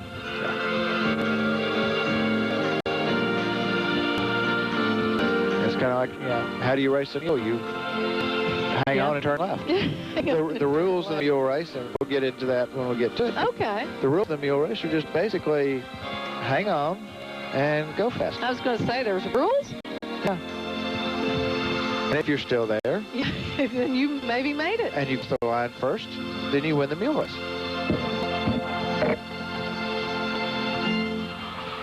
And we've talked about the professionalism of our judges, the credibility to, it's been a long day. Right.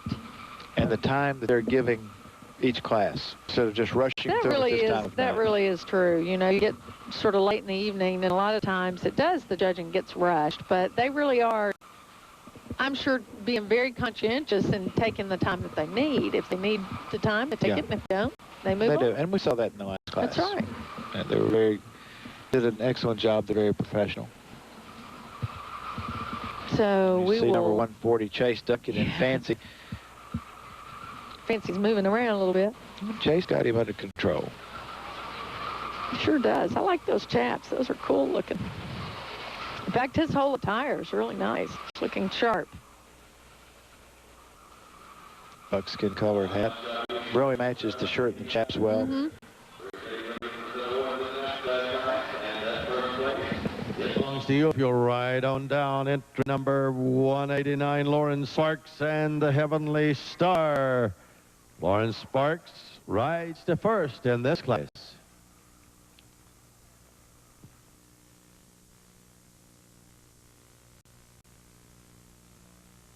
That second place award, second, right on down. Kelsey Soda's Threats Pride of Texas is second. Number 444.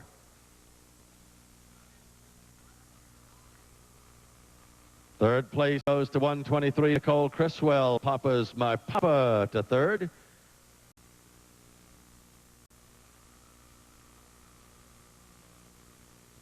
That fourth award, fourth, goes to 159, Evan Tremblay and Riding Diddy, fourth in this class. And the fifth award goes to you, Emily Criswell. On number 80, Artworks is fifth in the Light Shod Youth Specialty class. Now let's show their courtesy of appreciation. Horse Show. And we've got a couple of more classes coming up. Actually, just about 4 more, I suppose, right? And one of those is the mule race. No, about 6 more, actually. One of those is the mule race. We've still got the speed racking coming up, the rescue race, the 2- and 3-year-old walking horse class with ads permitted. So you're going to get to see some of the rookies of the walking horse world start off there. The walking western, the amateur walking specialty. So still saving the best for last. And in the mule race, it looks like we've got... I don't have a mule race.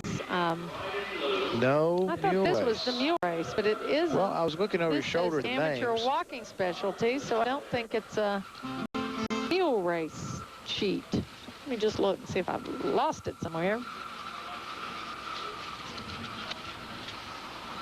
Well, it looks like Jamie Demps is back out there. Oh, Jamie and Jake are both going to be in this, along with Danny Vaughn has got Roxy, and he's working her around. Dale Key. I think they said 3 times around. Now, when you see Jamie come around, she's riding a really short mule. Oh, she really is riding a really short mule. But she got on the outside last night, and this little mule really works well here. And you see little Jamie coming up right there in the middle when they line up. Don't expect her to really break first. Watch her get on the outside and work. Roxy, and they're off. They're start.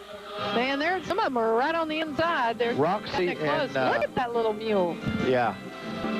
Now, there you see Danny and Roxy pushing Jake to the outside. Right. And Jake wants to get to that inside track, but now Jamie just cut inside him, so she's gaining some ground. Did. Look at and her. you watch she heads to the next turn. They cut it pretty close. It looks like Jake stumbled a little bit, but Jamie's coming up on the inside. She's keeping them pushed to the outside, which is giving her a little advantage, but now they're cutting her off at the barrel, which makes her have to rate back or slow down.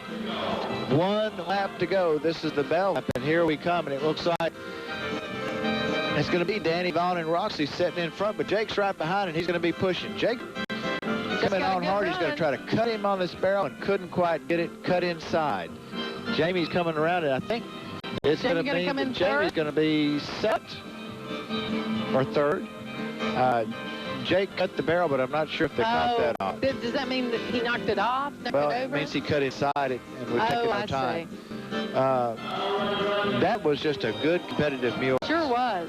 All the way around. Now, Jamie last night tries to come up on that inside. Just couldn't quite get there. Tonight, every time she would get to it, they'd cut her off. She'd have to rate back and never could get that jump in front.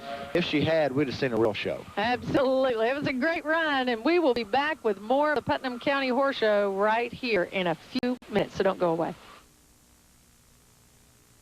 This program is brought to you in part by Gary Maxwell Insurance, a full-service agency providing enhanced customer service.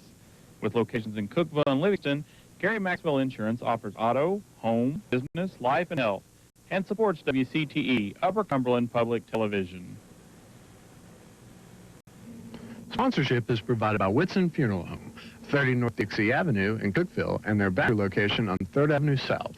Whitson Funeral Home, serving the Upper Cumberland since 1936, with amenities and a dedicated staff that continues a distinguished tradition. Our family, serving your family. Tonight's coverage of the Putnam County Horse Show is brought to you by Lucky Bee Manufacturing, a full-service component supplier to the trailer industry with 6 locations across the United States and now in Canada. Lucky Bee Manufacturing, located on Robert Matthews Highway in White County, between Cookeville and Sparta, supporting WCTE. This is WCTE Cookeville for Cumberland Public Television.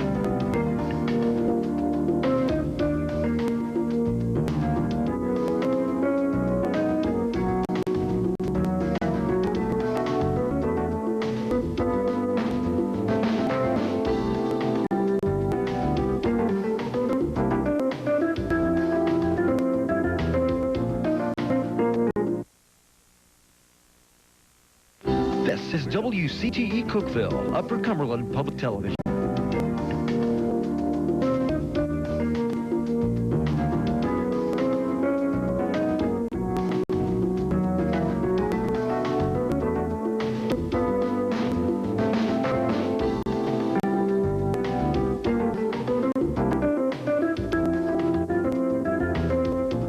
Back to the Putnam County Fair. We just finished up a great mule race, and this is how we finished. 5th place was Josh Key. 4th was Wes Robertson. 3rd place went to Jamie Demps. 2nd place went to Jake Demps. And your champion tonight of the mule race, and no stranger to the winner's circle here at the Putnam County Fair, the mule race, is Miss Danny Vaughn. And it looks like Suzanne's got Danny for an interview right now. I'm here with Danny Vaughn, who's just won the wonderful, always fabulous mule race. We have so much fun watching this. How difficult is it to train a mule to run like that? Well, honestly, I've been doing it probably going on. The mule I'm running now is 14 years old, and it took me probably 12 years to get her to run like she does, to just be consistent. Well, one thing that I've noticed about mules, and we really have some fast ones here tonight, mules, I don't think they like to run, and it's hard to control their head turning and getting in the curves and everything. Do you find that to be true? Not necessarily like you did 10 or 15 years ago. 15 years ago, you got your grandfather's work mule that he plowed his garden with, and you came out here. Now, people's breeding these horses to quarter horses to thoroughbred mares, and they're getting the running style. The mules that's got athletic ability. It's just like baseball, football. You're training to get a better animal than you did 10 or 12, 15 years ago. Well, it's so much fun to watch, and that's why they put it in the second half of the show, because everybody loves the mule race, and they want everybody to stay around to watch it. So thank you and congratulations. Thank you. Danny Vaughn, our champion of the mule race once again here at the Putnam County Fair. As into the arena we come with class number 18, the amateur walking specialty. Yeah, Danny always does such a great job, and certainly that race is an important thing for their family. I know his grandfather raised mules, and of course Willard. They've all been involved in this Putnam County Fair. Yeah, forever. County Fair. Willard served on the fair board for a number of years. Right. And was chairman, I believe, of our Thursday night horse show. Into the ring now, amateur walking specialty. Amateur meaning how much money. And I'm basing this on quarter horse. Okay. But how much money or how many points or how much experience, basically, the rider has. And then the walking specialty class. But these are amateurs. These aren't your professional trainers, in other words. These are people that can be riding a professionally trained horse, but they're not the professional selves. Now, okay, so like a trainer might have worked with these horses. In fact, probably would have worked with these horses because they're right. Most of them look like to be pretty high-end horses. And I don't know where the cutoff is for amateur status. Right, right. But a rider would be someone who's not a trainer. They would probably be an owner or a... Years ago, it was somebody that didn't make their earn their living from professionally riding horses.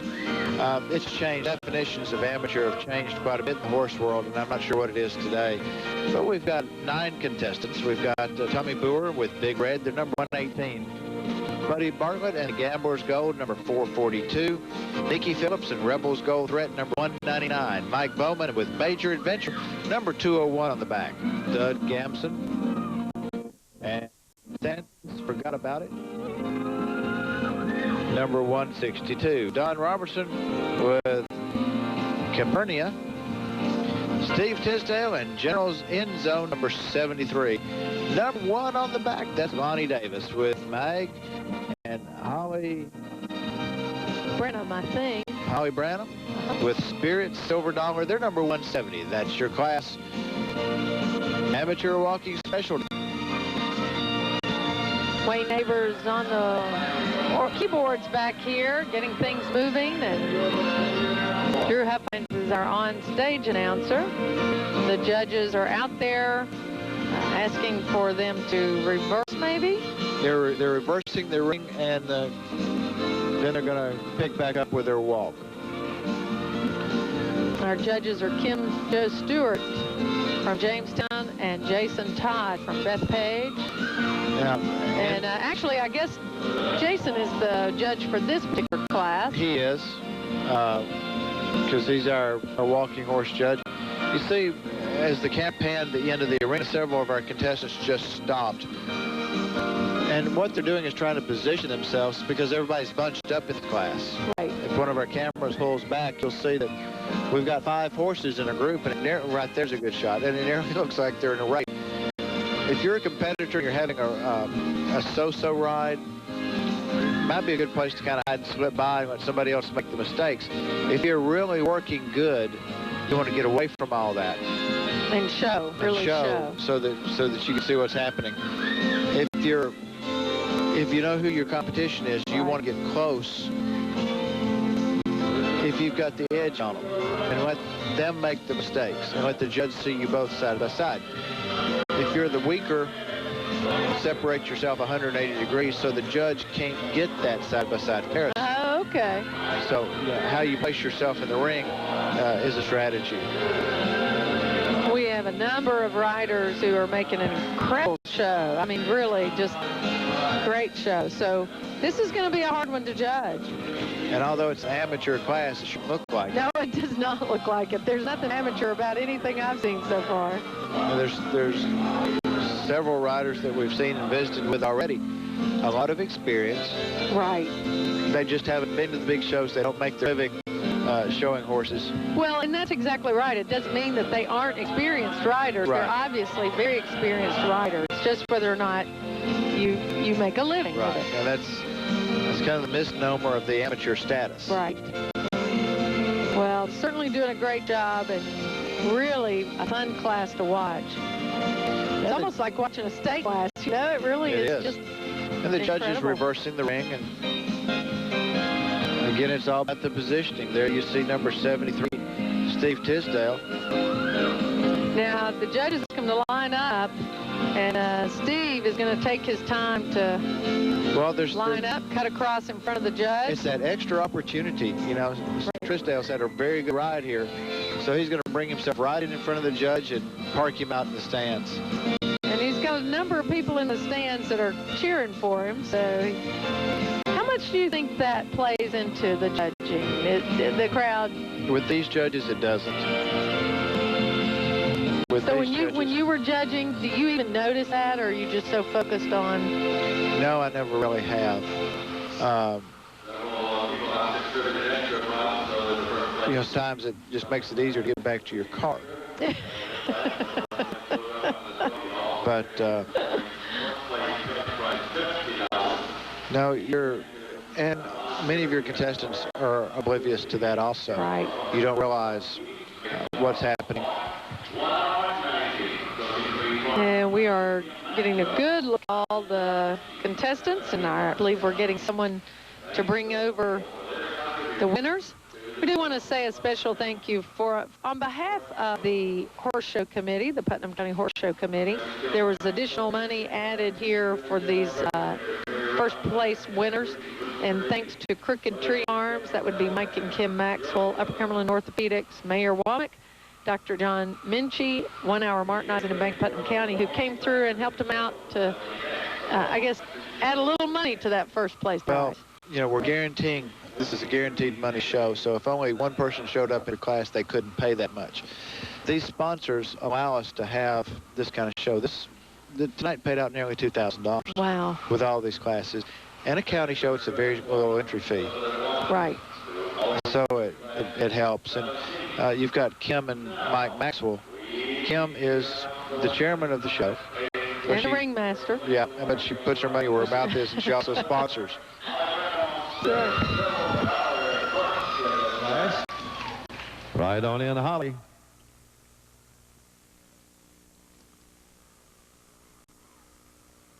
That's second place. Second goes to entry number 199. That's Nikki Phillips. Rebels Gold Threat is second in class.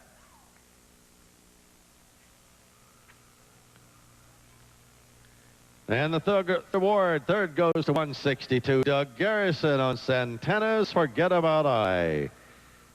Garrison third. Fourth goes to entry number 442, Buddy Bartlett, the Gambler's Gold. Fifth award, right in, Steve Trisdale on Chilean Zone. Number 73 is fifth.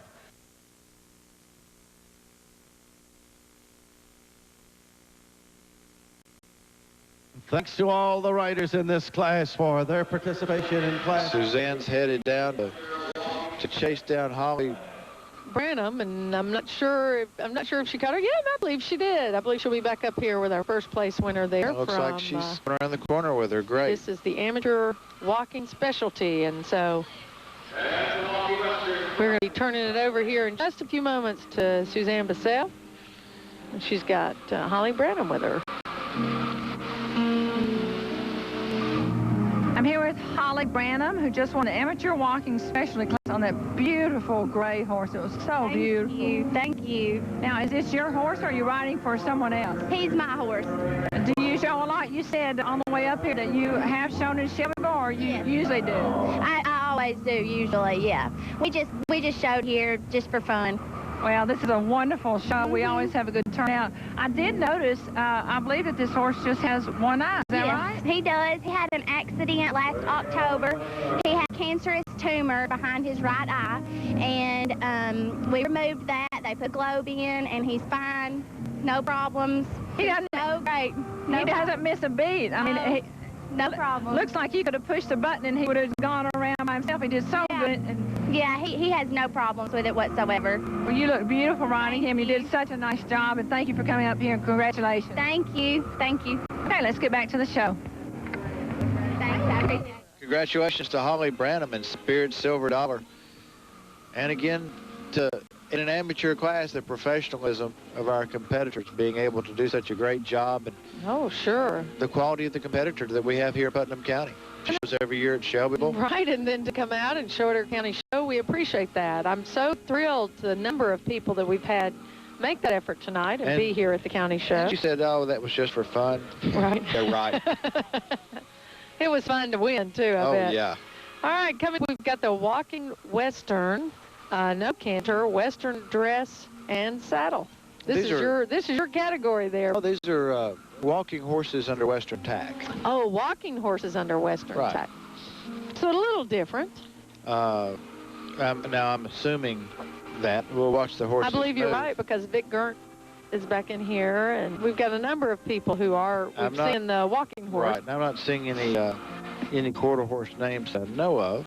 There's Mr. Bean right there, as a matter of fact. But we've got 23 entries in this class. Wow. Wow, that's a big class. All right, I'll take side one. That's Tommy Boer is going to be up on red, number 118, when you see his number. 122 will be Rex Randolph up on Bum's Flashy Lady. Kelsey Sotis will be back in this particular category on with number 444 on Threats Pride of Texas. We saw Rooster Bean earlier on Pride's Lucky Generator, number 707. Jared Vai will be up on Jen's Red Spirit, number 169. Bethany LaBelle up on Astra, number 168. Chase Duncan up on Fancy, number 140. When you see 107, it will be Mary Choate on Midnight Fire Walker. And 24 is the number for Vic Gert on Rios Treasure. And Danielle Johnson, number 597, will be up on Wise Impact. Carolyn Gert there on This Genius Lady on number 471. And number 80 is Emily Criswell on Artworks. Number one. Okay, the numbers are going down the other side. Yeah, number 199 is Nikki Phillips with Clean Slate. Lauren Sparks and the Heavenly Star, number 189. Daniel Marr, number 152 with My Heavenly Harley. Eric Medley and Green's Dream Girl Patch, number 155. Lisa Bilbrey and Junior's Pride of Threat, number 147. Lisa Garrison and Professor's Turbo Heart, number 163. Number 158, that's Mark Tremblay and Coco. Evan Tremblay and Diddy, they're number 159. 161 is Lauren Robinson with Rising Star Command. Melanie Beckwith with Armed Lawman, number 155. And Brenda Terminage with Superior's Grant. Looks like number 15 is all I can show on my sheet. That's 23 of them. That's your class. The Walking Western No Canter, Western Dress and Saddle class number 19. And Wayne Neighbors has slowed the pace a little bit for this category with his music. We're on class number 19 of 22. And coming up, we still have 2- and 3-year-old walking horses, pads permitted. And actually, we do not have a lot of contestants in that, just a few. Class number 21 is that speed racking. And a rescue race. Speed racking always has 4 or 5 contestants. They're really good. They're really good. That's exactly right. Really they know speed racking. And the rescue race, there'll probably be a pretty good flock. Yes. Yeah, there really is at least probably 12 contestants in that. And if you're joining us, you're watching Thursday night at the Putnam County Fair, the Putnam County Horse Show. Open for members, residents rather, of Putnam County only. 79th Annual Putnam County Fair. And we're bringing this to you delayed. You're watching it on Saturday. Or a time you later choose with the technology that we have today. Right, if you T-vote it. We're here on Thursday night with WCTE, your channel on the Upper Cumberland. And we're on class number 19 of 22. We've had a great show. We don't expect anything to change before our night's out. Really terrific. And if you didn't get a chance to come to the fair this year, we hope that you will definitely make plans next year to join us down here for one of the most spectacular fairs in the area. It'll be the 80th anniversary of that, and we'll be here. So we hope you will too. And if you like it being delayed, if you like seeing the show not live, give us a call at the station, 528-2222, and let us know. That's right. And if you say, no, I want to see it fresh and live, I want to make all the mistakes on the camera. I like watching it on the night that it's actually happening, then that's fine too. Call and let us know. Yeah, let us know. You know, this year it was for technical reasons we need to tape delay this year, and it's been good, and it's been wonderful to have that opportunity, and hopefully folks still have enjoyed it. But it really is, there's something pretty exciting about doing it live, and so hopefully we'll have our technical equipment in. And as you know, it's very costly to do television, so it really is why it's so important during our auction and our membership drives and things like that for folks to support it, because it makes a difference. It enables us to bring live coverage and coverage of all sorts of local programming. And the sponsors that you see and the advertisements that we run, they help us. They sure do. But this is public television, and that means it's your television. It's everybody free, plays a part. and everybody plays a part, and you're not restricted to the whims and wishes of your contributors, so to speak. And it's a great part of the American freedom is public television. The airwaves that are yours, that stations like WCT preserve for you. There's only 350 in the entire country. And we're fortunate to have it here in the Upper Cumberland. Well, we appreciate you too, Randy, for donating your time. You do that. I mean, this is something you do professionally, and we really appreciate your, the time you give us and being down here and the whole night. So you haven't been getting the bills? Is that what you're saying? Well, we've gotten them, but we've ignored them and thanked you. We're just thanking you. I'm just glad to have an opportunity to help all your crew out because they do such a good job. And thank you for letting me come and play with your equipment. Well, we appreciate you being here. And again, to let you know what a great crew we have. We've got Rick Wells, Amanda Malone, Desiree Duncan, Justin Grant, Janet Cooper, Gary Bradford, Van Darden, Amy Vickers, and Beckles have all been here tonight, along with Suzanne Bissell, me, and Suzanne's headed down to catch the winner of our next winner. class. That's right. She's been Johnny on the spot now. Our judge is trying to make his final assessments of this group. And this is class number 19, right? That big class. It's going to be a tough class to judge. I think when they start, I don't know in what order, but you're going to see Kelsey Sodas. I think you're going to see Rooster Bean.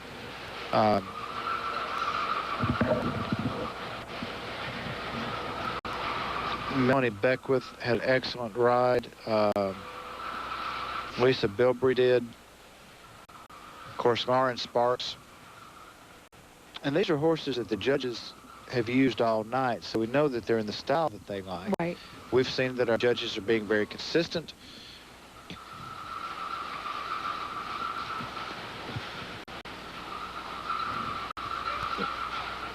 If you're just tuning in, you're a little late, but that's okay. Hey, we're glad you're here. Us. We're thrilled you're here. Stay with us because we have 3 more categories to go in tonight's coverage of the Putnam County Fair. Really exciting good categories. That's right. We did save the best for last, or the folks at the Putnam County Fair did. Walk number 163, 444, 597, 189, 199, 707, and 167. Those horses on the rail in a flat walk to your right, and all others will park into the center of the ring. Okay. And he's called out. I know Kelsey Sodas was one. Danielle Johnson was another. I missed most of the other numbers. Yeah, it was difficult Nikki to keep Phillips, up with. I think. So the other horses have been called to the center of the ring to just wait. That's Is that right? It looks like we're going to have 5, 1, 2, 3, 4, 5, there you 7. see Kelsey Sodas. So it looks like we're going to have 7 contestants have a work-off. It's 199, I think, or 189. 189. Lauren Sparks. Yeah, this is Lauren. Is that Rooster? Bean. Right.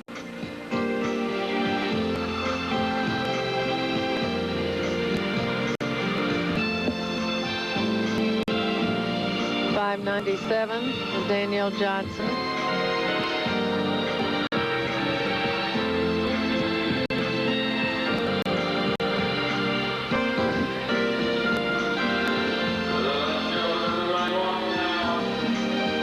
Number 157, it looks like, made the workout.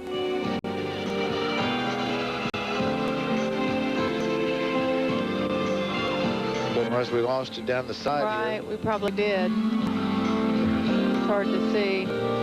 So what the judge has done is say, I'm going to place 5 of these 7 horses. And I'm not sure exactly how I'm going to place them, but I want to watch them against each other. And this is where, if you're not having a good night, you've been hiding in the crowd. Right. It's if you're called in this group, You're of the 2 of the 7 that's not going to make it because you've hidden as long as you can. You can't hide anymore. That's right. 163 is in our pen. That's Lisa Garrison with Professor's Turbo Heart. Okay. And now they've asked them to line up. Now, will the other horses join them back in lining up? No, they'll just stay where they are. To keep from confusing everything, right, by opening the gate and the horses leaving, you just ask them to wait in the middle. Well, we had so many riders just do a great job. Melanie Beckwith, as you mentioned, there were so many that I'm sure this was a difficult class to call. Well, you kind of get it to a spot to where you could start right making some decisions.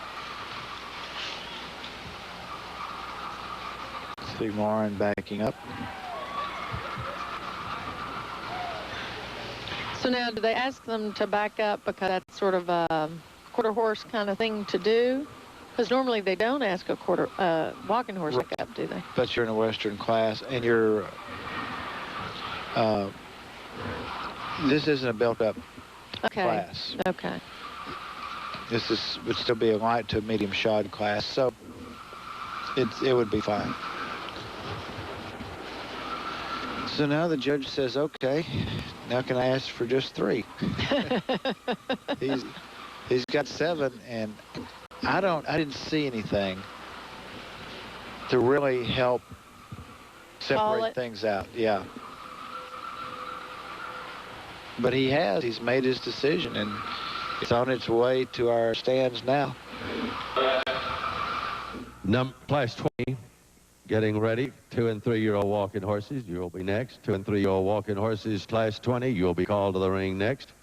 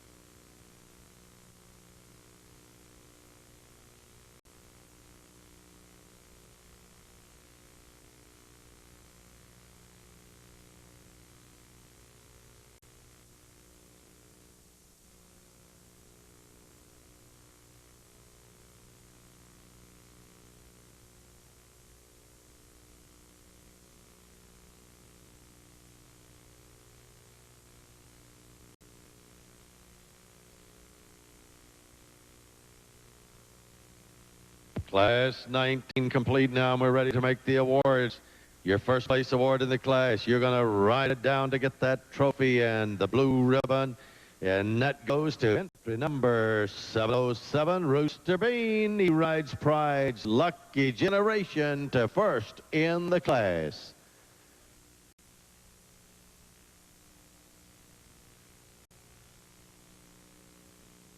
But second award, second goes to entry number 199, Nikki Phillips, riding Clean Slate to second. Third award, get that award out for number 163, Lisa Garrison on Professor's Turbo Heart. Lisa Garrison to third. That fourth award goes to 597, Daniel Johnson on Wise Impact. And the fifth award goes to 189, Lauren Sparks, riding the Heavenly Star. Lauren Sparks to fifth in their class. Thanks to all the riders for your contribution. Rooster Bean once again pulls into the winner's circle here at the Putnam County Fair. That's pretty cool. He's having a great night, isn't he?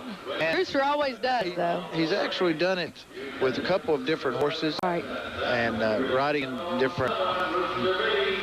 Actually, I think he's taken first on this horse twice. But, you know, he's been right there in the money.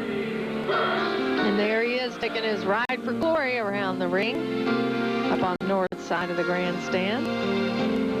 And that's going to move us in now to class number 20. It's the 2- and 3-year-old walking class, pads permitted. So here's where you're going to see the rookies, the walking horse world. And we don't have many, if this is correct, we only have 2 competitors in this competition. We have Doug Garrison up on Sugar Ray Leonard, number 162. And then Randy Chaffin with Jubilee in the Sky, number 224. So this will be a fun little class to watch because you'll really be able to see, one compete against the other. And it's, the first years of these horses being shot at this, being shown at this level. We talked about our amateur park classes. We talked about our younger horses earlier. But 2 and 3s, I mean, these are in their first years of training. The first year maybe. Really young. Really young. You see 162 in the ring now. That's Doug Garrison. Of course, Doug was one of our first place winners earlier. Did a very good job. And I believe that was also in probably our 4 and under Park Pleasure. So doing quite a good job with younger horses. And here you see Randy Chaffin coming in the ring, the 224. Beautiful horses, really, really beautiful horses. This is going to be a tough call. It is, and they are exactly 180 degrees from each other. There's no accident that Randy Chaffin rode in. Waited to do that. He's going to make the judge work for it. He's going to make the judge look at each of them individually, look back and forth, and try to figure out where they are and what they're doing. They're walking. That's been the call right now, is for them to... You'll notice the difference, too, and we've talked about the differences in walking horses and quarter horses. A quarter horse, you're riding on a loose rein, and he's used to responding that way. And as you pick up, as opposed to on a walking horse, you're keeping a little tension on the rein. And actually, to speed up a little bit, you would add extra pressure. So just different ways of working in the horse's mouth, but they're actually what you would call in-hand pressure on the bit throughout the class. You wouldn't ever throw the reins away to him like you would on a quarter horse. Oh, okay.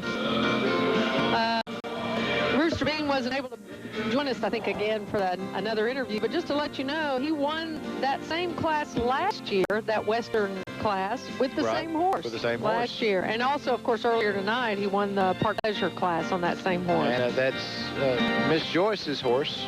Right. That's right. Somehow I don't think that she's having to pay much of a training bill. There you see Randy Chaffin right now. And Doug Garrison's the other competitor in this ring. And there you see Doug. Our judges reversed the ring. And again, they're calling for a gate change now. Interesting, too, that these horses are so similar in coloring. That, They are. Really very... Both of them doing a great job. The styles are so very similar. They're really reaching up. They're getting themselves under themselves very well. Moving. I think, I'm second guessing the judge here. I think you're going to see Doug Garrison at this point move into first. I think the smoothness of the front end action,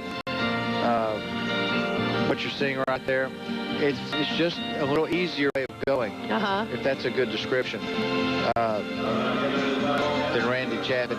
So you do have just a little difference in the style. Not that either one of them is bad, but there's just a tad bit of difference. The horses will work, and we're going to have an opportunity now to see which one the judge prefers. And they're still staying apart or lining up. Oh, I guess he's asked for them to line up. He's asked for them to line up, so... Now, why did they not have to canter or anything like that? Are they just too young for that? Being a younger horse. Okay.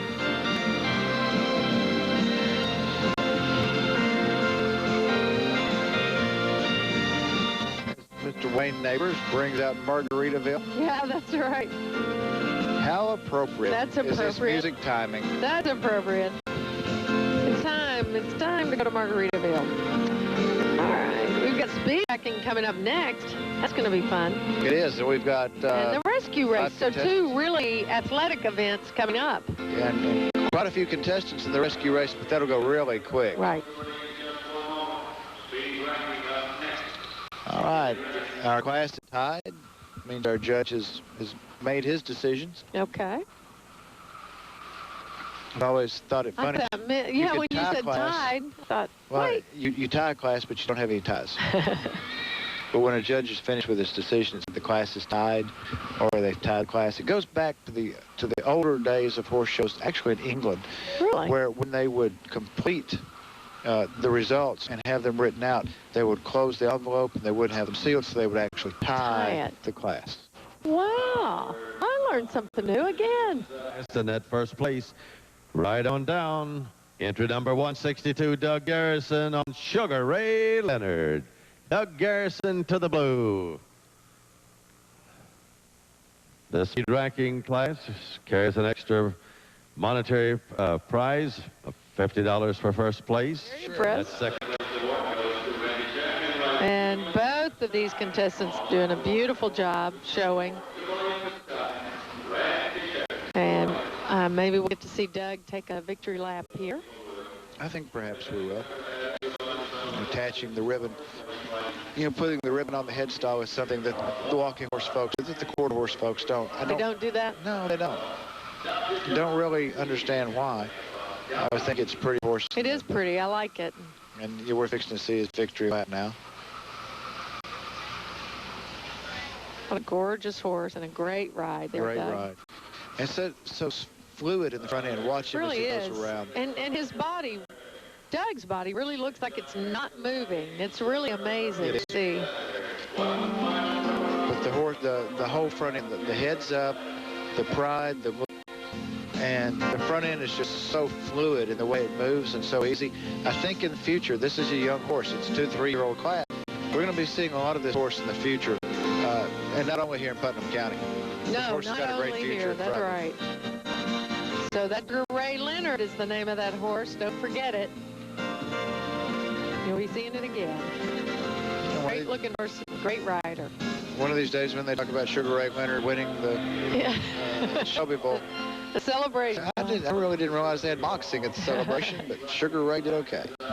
All right, coming up, we're going to have the speed racking, and of course, we've got, we're going to have Gary Bowman in here on Rocky Top Express, number 77. Brent Bowman on Rooster the Man, number 177.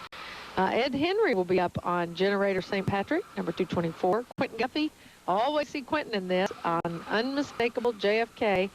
That's number 751. And Melanie Beckwith is going to be in here on Casper, number 155. I would narrowly bet Casper's white. I bet you're right. Oh, and I think Suzanne's going to be able to give us another quick interview with our winner there, Doug Garrison, who came in with the 2- and 3-year-old walking horse class as the grand champion there. Did a good job. Sure did. This is Doug Garrison, who just won the 2- and 3-year-old walking class. Now, tell me what you just told me about this horse.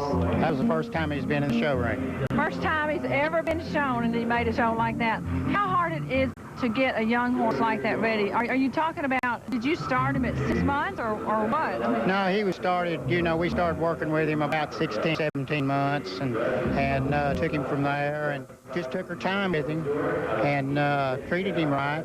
And he just kept coming on and coming on, so he was real pleased with him. He's a beautiful horse. I mean, he didn't look like a 2- or 3-year-old. How is he? 2. He does not look like a 2-year-old. Doesn't act like a 2-year-old. So you did a great job. Thank you. Thank you. Thank you. Congratulations again. Let's get to the speed racking. We're going to speed things up a little bit, Suzanne.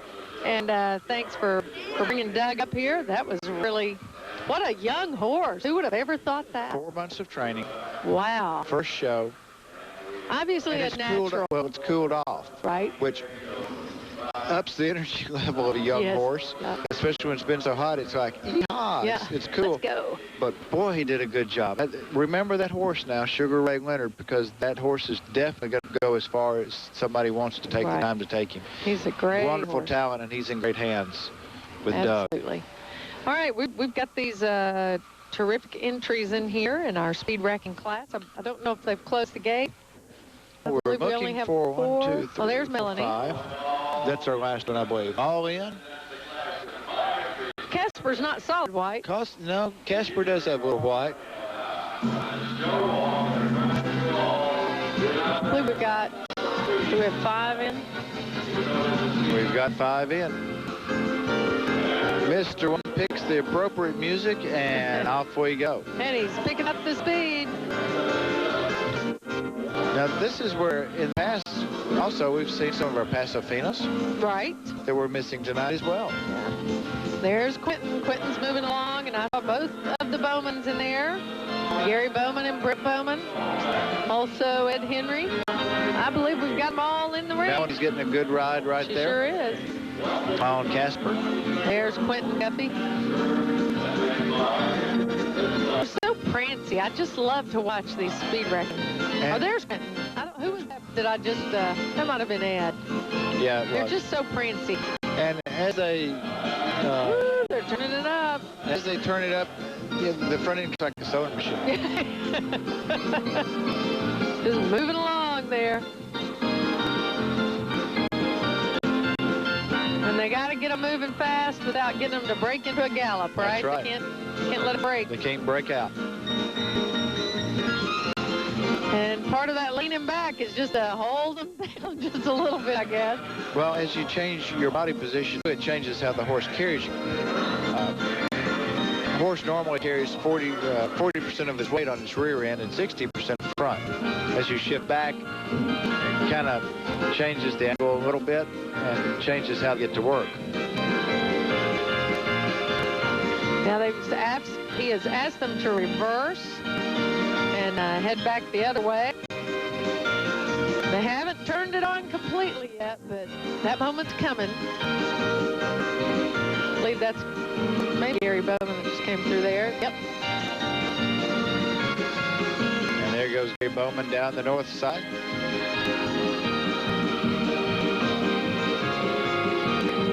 Comes Melanie Beckwith on Casper. Clinton's pulling around on the outside. Nearly broke. Almost. There's You know, Gary. it's like saying, how close can I, how much can I fill this glass up and it not spill out? And that's exactly right. what you're doing Push it here. just a little closer. And when it breaks, it goes all at once. You can't feel it. It's just...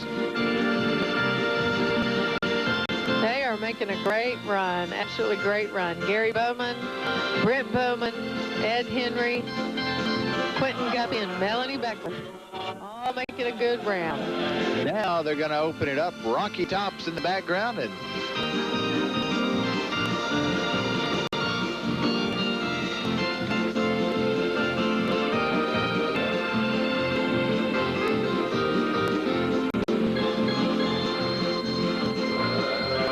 I believe they're going to ask them to line up now. They've seen all they need to. now's when you hope you have breaks. Yeah. Well, they sure have made a great show.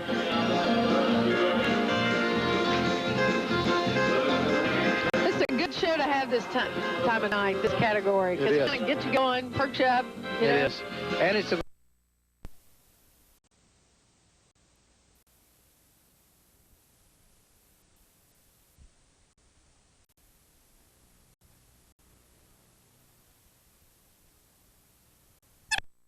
Street Workshop. Now, don't get confused that it's October the 10th. No. Because it'll be 10-10 at 10 for the 10th. That's great, but it is. This is just 9. This is 9-10 at 10 for the 10th. For the 10th. With Bert and Ernie. Correct, with Bert and Ernie.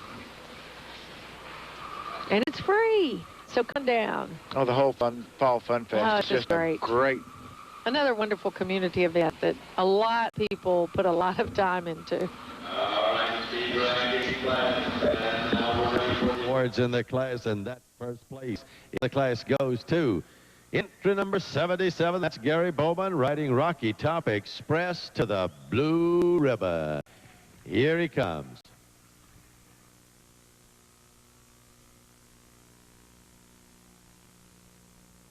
Gary Bowman to the blue.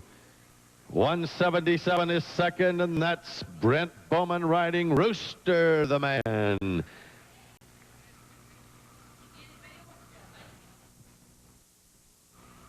Third place, right on in, Ed Henry on Generator St. Patrick, third in the class. And that fourth award, fourth goes to 751, Quindon Guffey with Unmistakable JFK, fourth. And fifth award to Melanie Beckwith on Casper, 155, fifth in the class. Good job by all of our competitors. And I believe we're going to get to see a quick runaround by Gary Bowman. He's going to take that chance to take a spin around the ring. He's going to open up Rocky Top Express.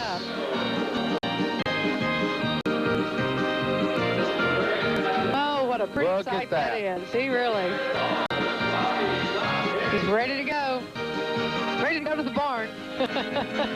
It's old time in Tennessee. That's it. All right. Coming up now, we've got our final category, and that is the rescue race. And in the rescue race tonight, we have 18 teams. Yes. There is the jumper, and there's the rider. And going to have a barrel down at the far end of the arena. What we're calling the far end is down by the ladies' building, the far end of the north grandstand. And as we start this, we're fixing to go. It'll be a timed event. The rescue race will be a timed event. Before we get to that, because they actually have not started bringing the teams into the ring yet. We're going to go to Gary Bowman. Yep. And Suzanne. I'm here with Gary Bowman, who just won the so exciting speed racing class. I can't believe how fast that horse is. Yeah, we love him. Is he yours? Have you raised him or just trained him? We bought him in West Virginia. How long have you had him? It's about 6 months. Have you ever clocked him? Do you have any idea how fast he can go? 32 miles an hour. Oh, my goodness, 32 miles an hour. Yeah, we live on a dead road, and I sprinted him up down the road, and my neighbor clocked him 32 miles an hour. One thing that I noticed about him, it's really hard for a horse to keep the gait, any gait, in the curves in a ring like this. And he didn't break. I mean, I know when you pushed him so hard sometimes, he acts like maybe he wanted to, but he never broke. He wanted to, yeah. Especially, and then down there, it's pretty muddy. Yeah. Well, that was so much fun watching. I'm sure we'll be seeing you again. You probably won some more this year, haven't you? Oh, yes, plenty. And the spotted horse is my son. Oh, well, that's exciting. I like that horse, too. Yeah, I rode him a couple of years, and then I lost him. Well, thank you so much, and congratulations again. You're welcome. It was fun to watch you. Yeah, we love it. Let's get to the rescue race. Suzanne, that was wonderful. What a fun. Jamie Demps picking up Ben Walker was the first one out. Here we go. Jamie Demps picking up Jake Demps. No, I'm sorry. Was it